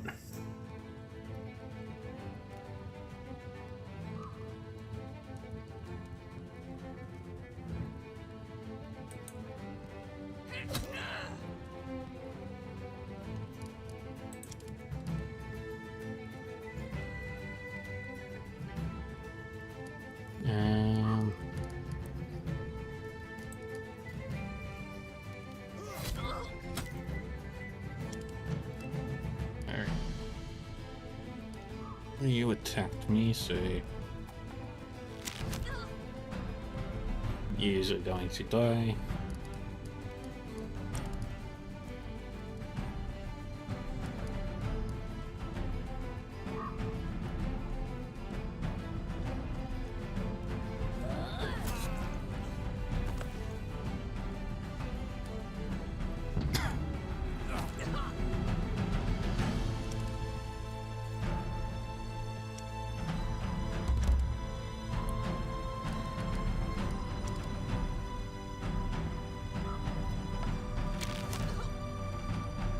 And you get stabbed.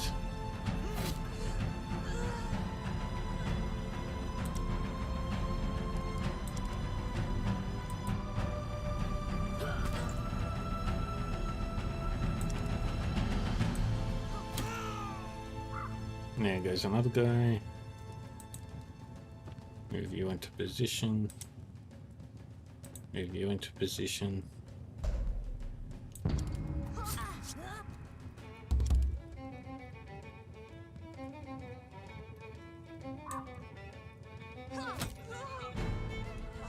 And there we go.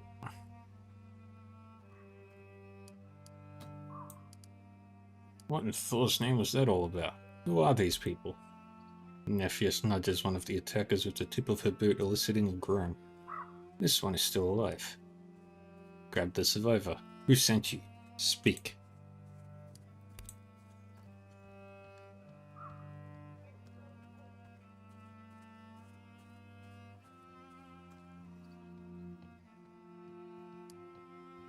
You met with a gaze that speaks clearly to your prospects.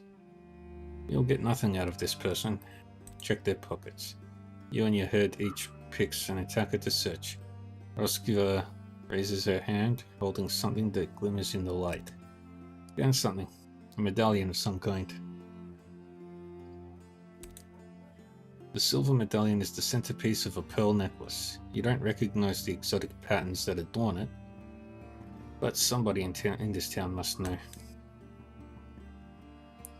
Gunnar leans over to get a look at the necklace. That pattern looks faintly familiar. I can't quite place it though. I may have seen something like it up in Kalpang. Perhaps we should ask around in the market.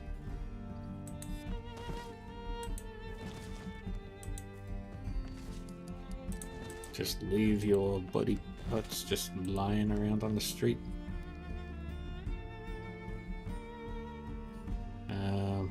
Where's the blacksmith? That way.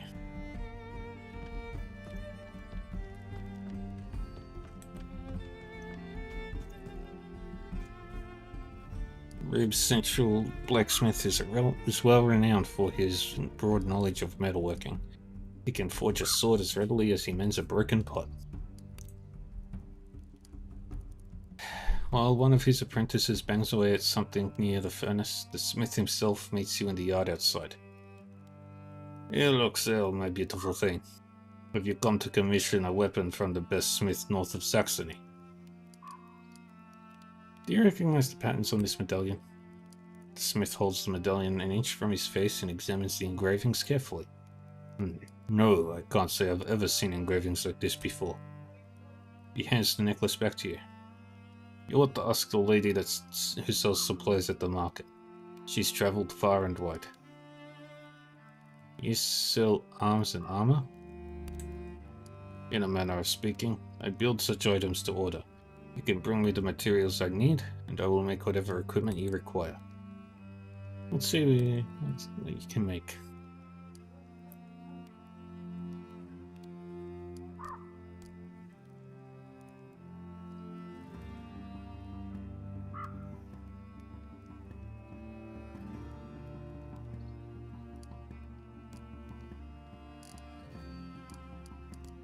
Let's see. How do we...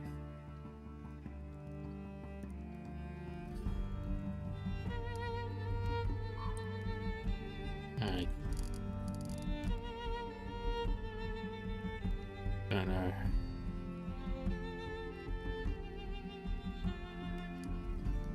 No.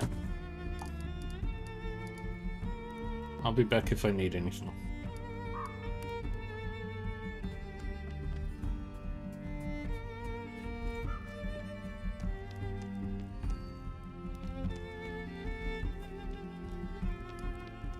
Okay.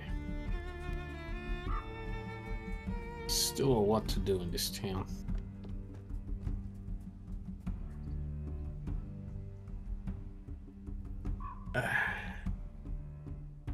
Stretch.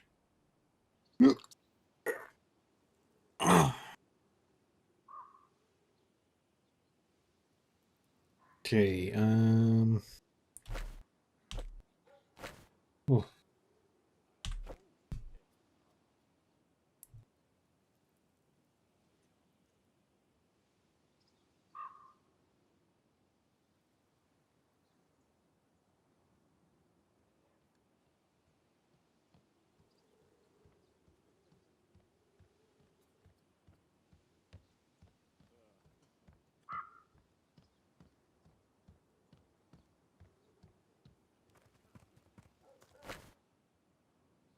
Where's the temple?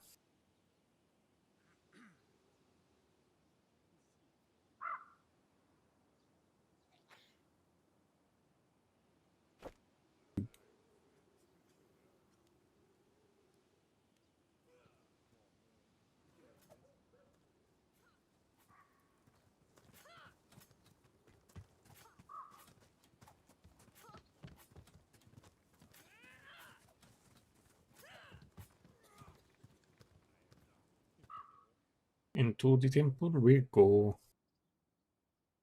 Meanwhile, I should also organize construction of a new building.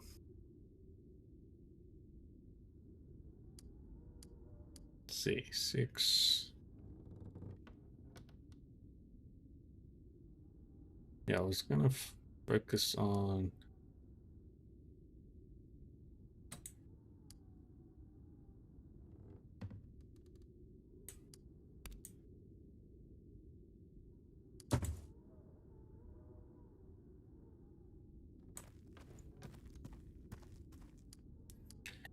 the Gida is young. The Gidya is young, not much older than you. Her blonde hair is elaborately braided and her brightly colored dress embroidered with complex religious patterns. She greets you with a polite but distant smile in a strangely breathy voice. Welcome in. My name is Vana. I am a Gidya here at the temple. Is this your first time visiting? I think I may have come here with my father a long time ago. Then we're honored to host you again. Have you come to petition the gods? I need medicine for a sick friend. She nods politely, looking through you as if her mind is somewhere else. We are always happy to help. Please describe the illness. She has a deep, awful cough and a fever. She's been bedridden for many weeks. Can you help her? Gidya maintains a vacant stare. Yes, I hope. But I need moldy bark from the troll tree. Where does this tree stand? In the marsh, to the southeast. Look for the patches of yellow-green mold on its trunk. If you bring me that bark, I will use it to make a cure for you. Do you recognize the patterns on this medallion? She runs her fingers over the engraved patterns. No, they are neither of the Asia nor the Venia. Not of our faith at all. Let's find someone who has had cause to leave our lands. Try the docks. I will return soon.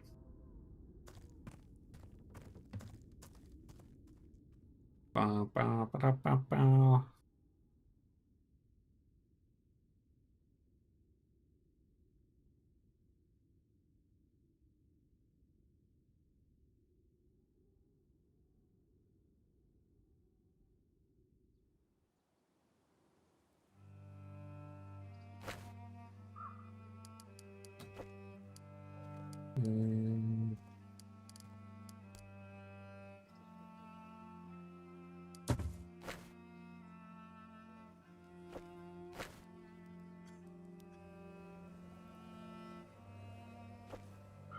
Let's start up here and make our way down.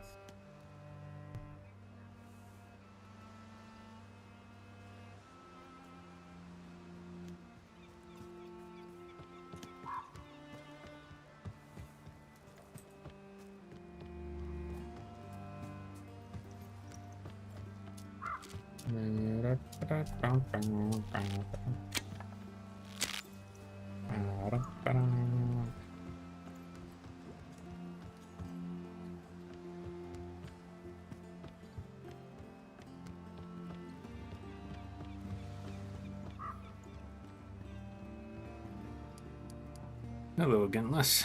Have you found a need for my ship? Ever seen patterns like this? Have you ever seen patterns like on this medallion? Holds the medallion and turns it into light. In fact, I have. In fact, I was recently paid with something very much like this. The captain retrieves a sort of diadem from a sack at his feet. He hands it to you, hanging onto the medallion as collateral. The diadem bears a striking resemblance to the medallion you found on the hired killers. Same materials, same patterns, there is no doubt. Who paid you with this and what for? His eyes grow narrow. Well now, I'm not altogether sure I want to say. Would 10 or tug of silver loosen your tongue? Make it 20. Too steep. You've given me enough to go on. The dock workers will be able to tell me what I need to know. Wait. Alright, 10 or tug of silver. Here you go. I was paid by a woman called Hrothgar to transport a group of slightly shifty-looking people to Reap. There were 5 of them, 3 men and 2 women. I gathered that one of the women was the sister of one of the men. When we took the job, she paid us with this diadem. Didn't ask any questions. Now, it's been a pleasure doing business with you, but if you're not looking to hire my crew, I have other things to attend to.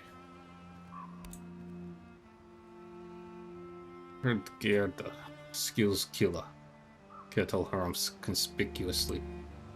Those rumors were blatantly exaggerated. Yet here we are, having survived an ambush by killers she hired. Yes, that does appear to be the case. Unfortunately, there's not much we can do about it at this point. No, but let's keep it in mind, in case we run into her again.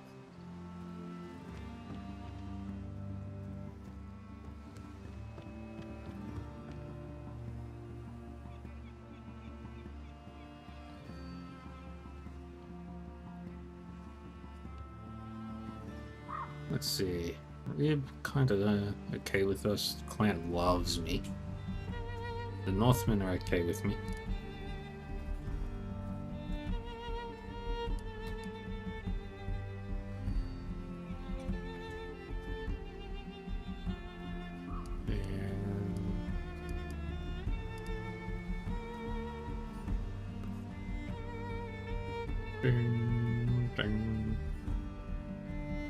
Alrighty. Still got plenty of time. What should we do? I do need to finish the frail one.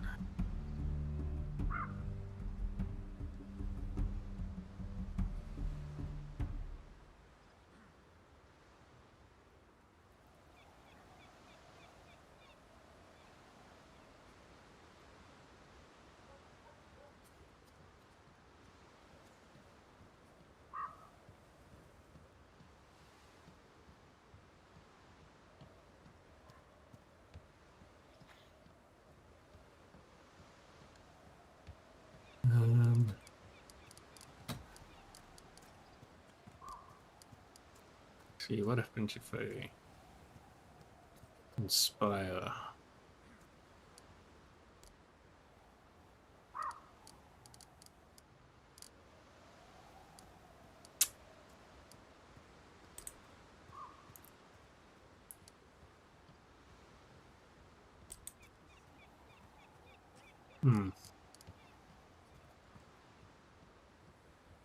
I can't do those because I am of the wrong nationality.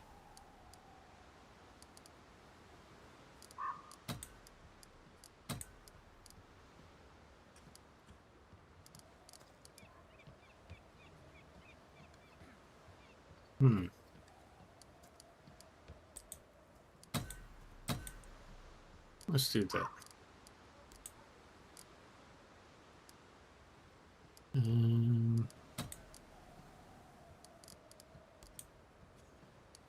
Leave that. You need to upgrade that. Okay, your arm is weakened. You don't have move speed that you normally do.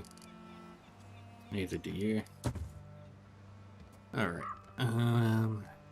Now.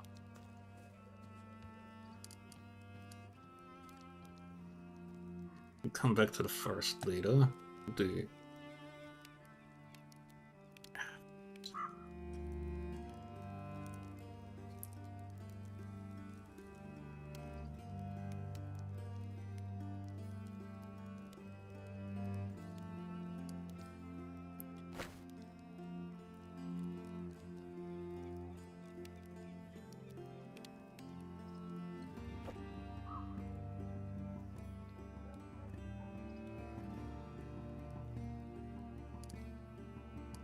I wonder if there's a way to boost.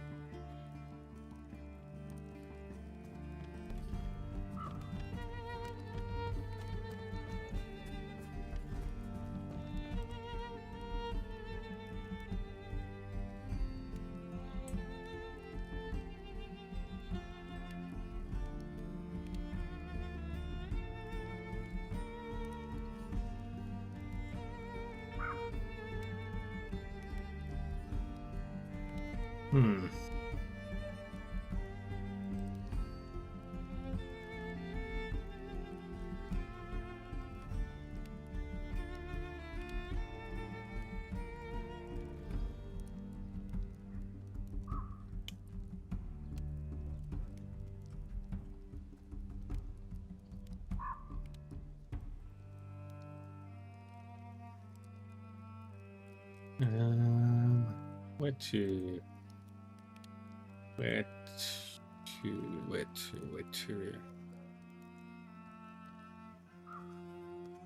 Right, let's talk with you. The guard on the right is lanky, blonde, and doesn't seem to really have eyebrows.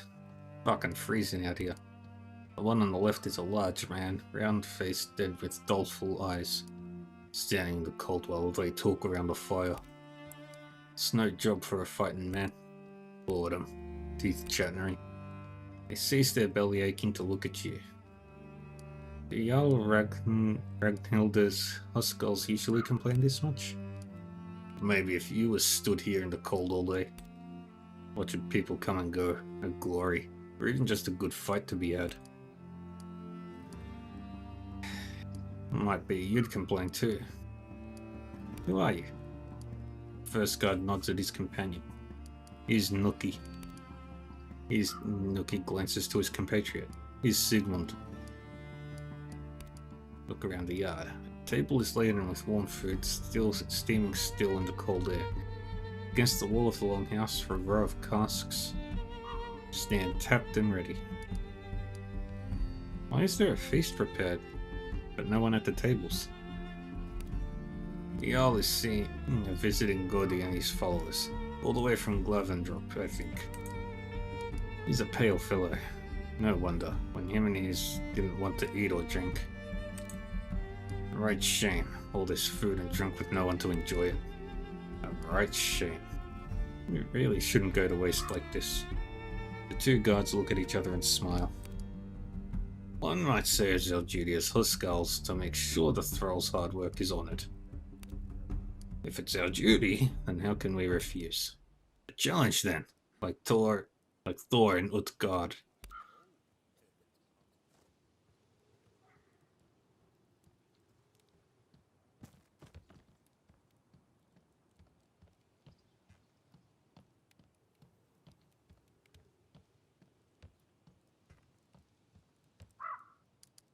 Save here.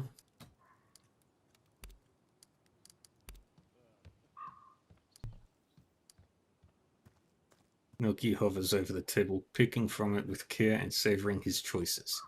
When you approach, his expression is furtive for a moment, but he rallies, puffing out his chest and gut. I have an appetite to win. Do you? Nephew groans and looks away. A glimmer of confidence spurs on his grin. I will eat like the fire in Utka, Loki's hole.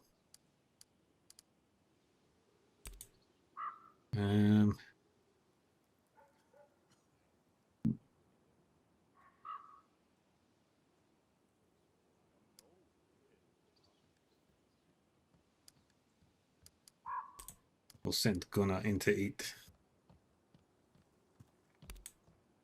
Gunnar settles in at the table next to Nuki.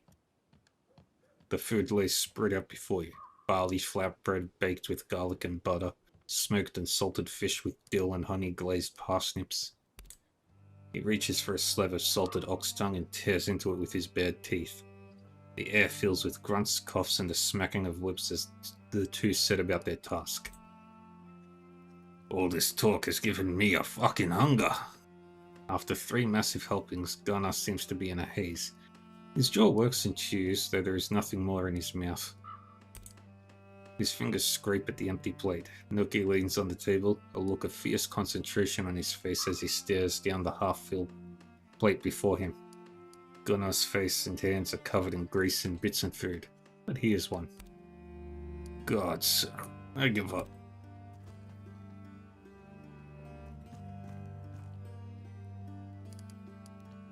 Sigmund paces back and forth in front of the casks, examining them with a hungry look in his eyes.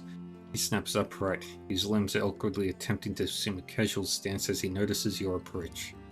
I'm feeling a bit thirsty, and there's plenty of ale. An easy, almost haughty smile hurtles on his face. Might be that there is, but I've let a cask dry in 3 gulps. We'll send...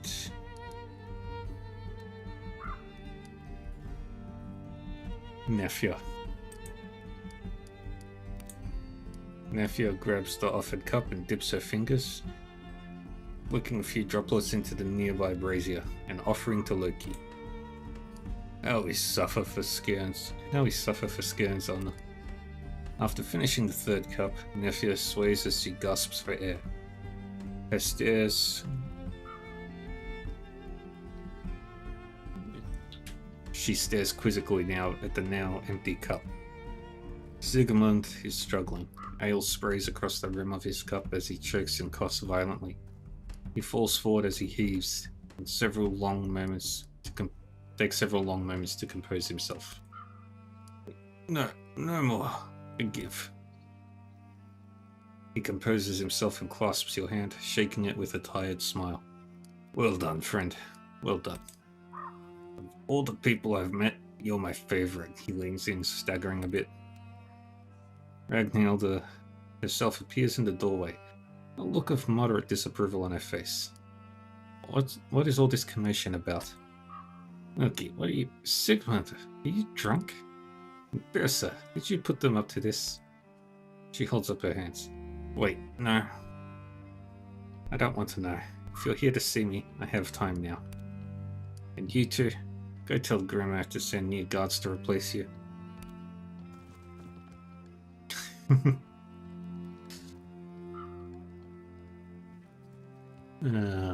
Fun.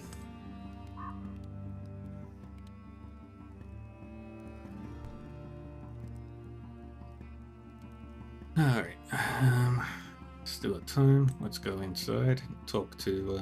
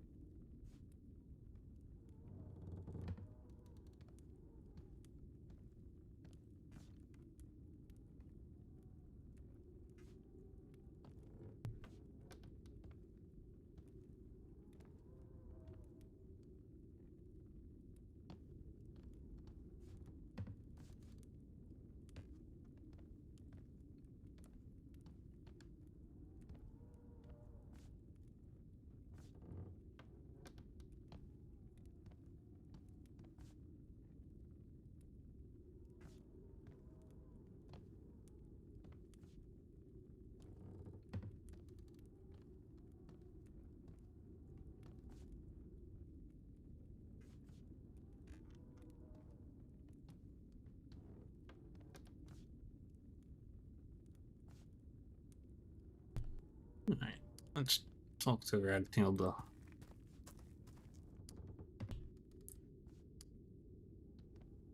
Ragnhilda the White politely stands when you approach her seat and clasps your wrist with a firm grip.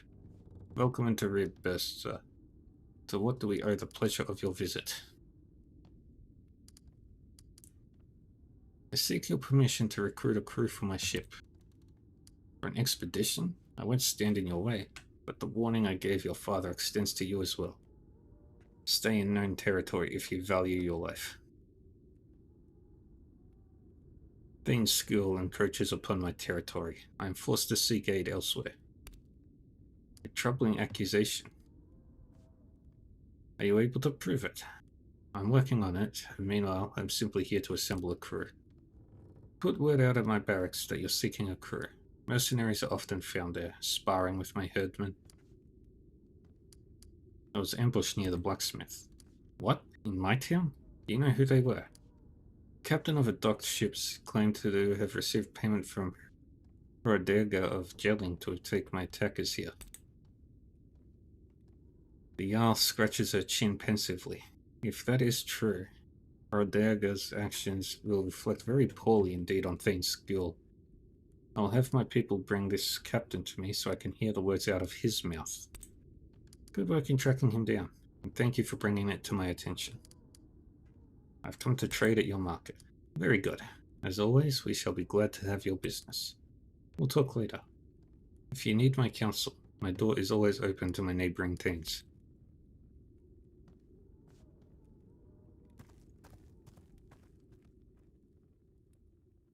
Ba ba ba ba ba.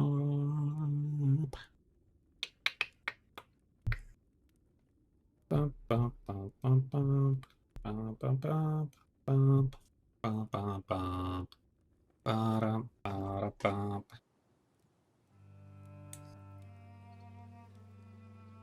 bum.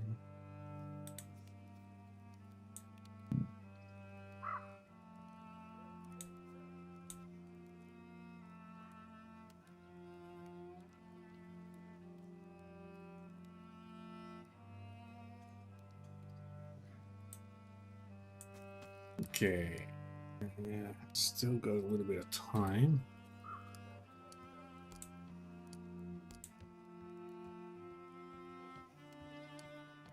Do need to deal with all that. That will be next week. I do need to do those. Is there anything else I need to do in this town?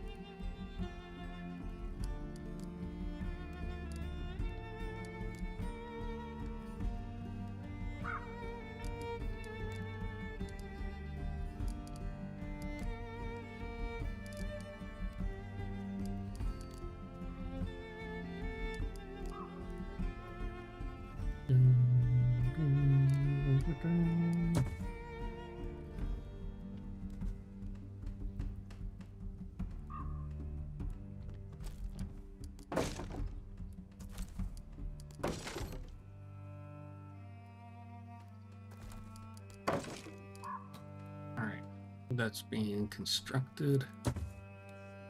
Alright, where's the market? Where's the... you?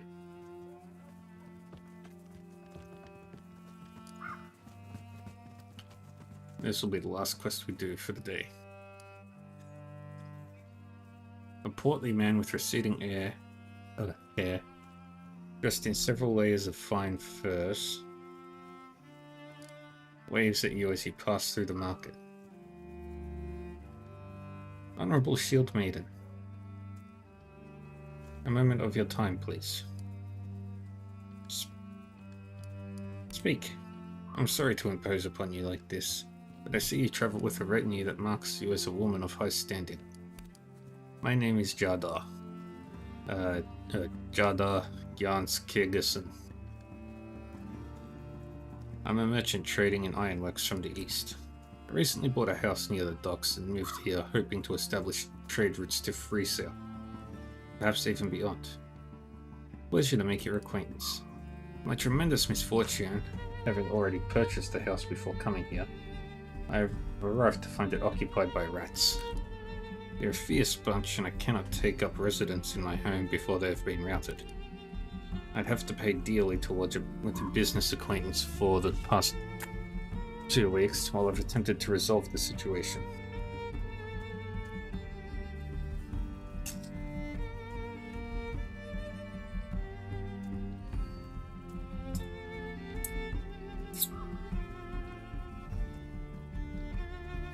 I've been met with a dismaying lack of support from the Jarl's men.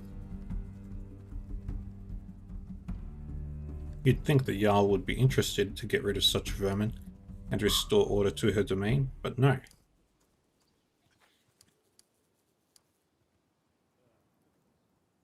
Very well, I don't see why I shouldn't aid you. A few rodents won't pose a problem. Jadar's sigh of relief billows from his lips as a plume of steam in the frosty air. Thank you, magnanimous shield maid. I implore you return here when my house is cleared of the rats and it's safe for me to move in. I'll be waiting with bated breath.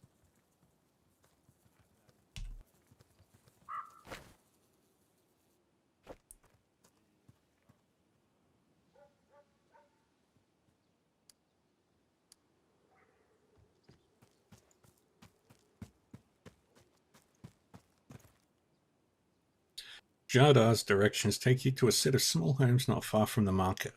The walls are dirty, the doorways skewed, and one of the roofs has several large cracks.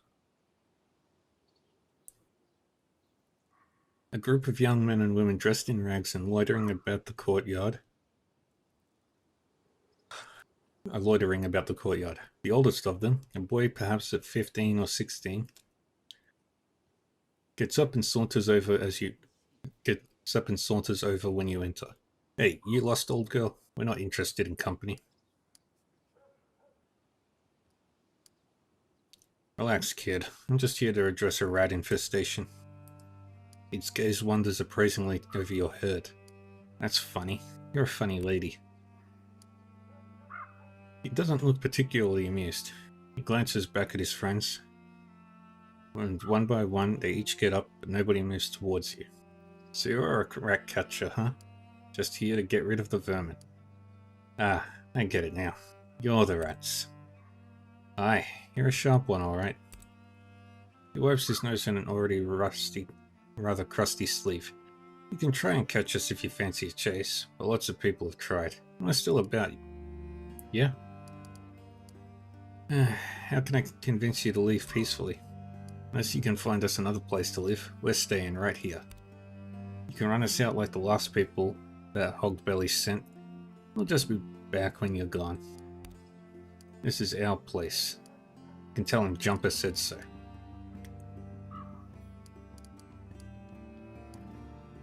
Who are you kids? What, are you slow-witted? We're the rats, you said so yourself. You kids shouldn't be living in a rotted-out dump like this. Why don't you come live in Scan? We have a recently vacant house that you can use if you take care of it. Nephew grunts from the side. You're going to give them Erlinger's homestead?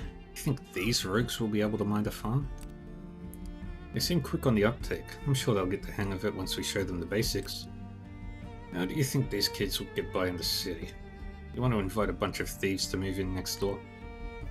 Jumper snorts derisively. Doesn't matter either way. You'll get chased out of Skian too. You just watch.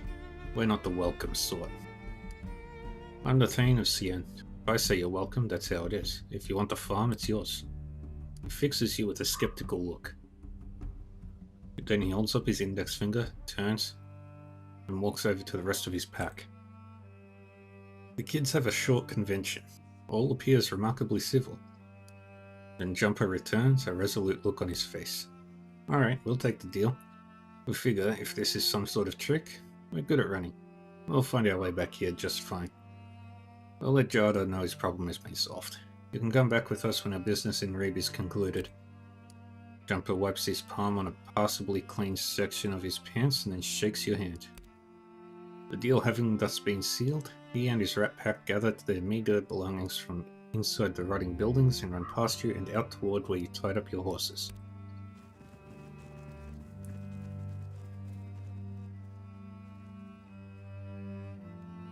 Alright, where's Jada? Little bit.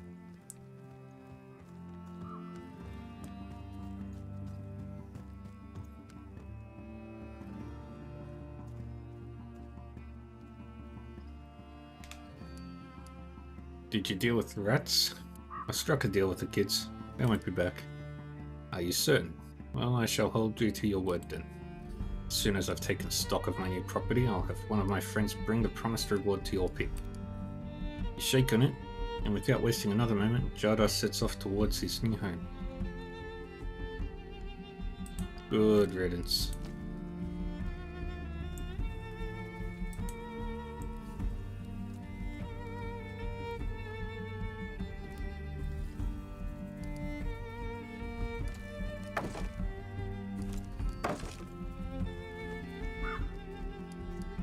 Alright.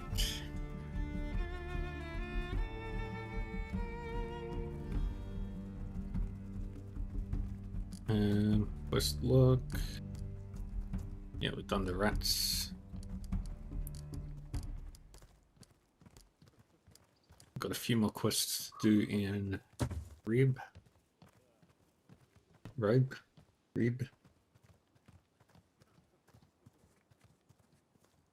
But that's all the time we've got for today.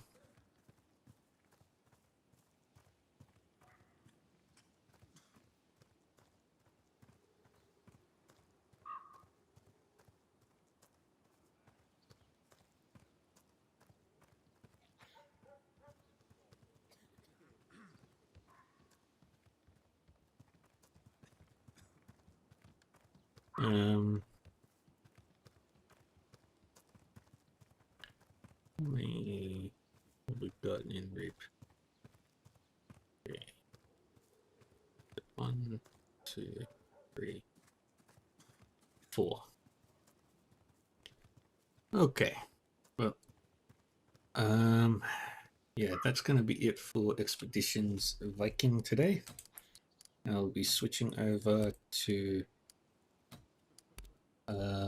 Trails of Cold Steel 3 in like 2 minutes, or 5 minutes.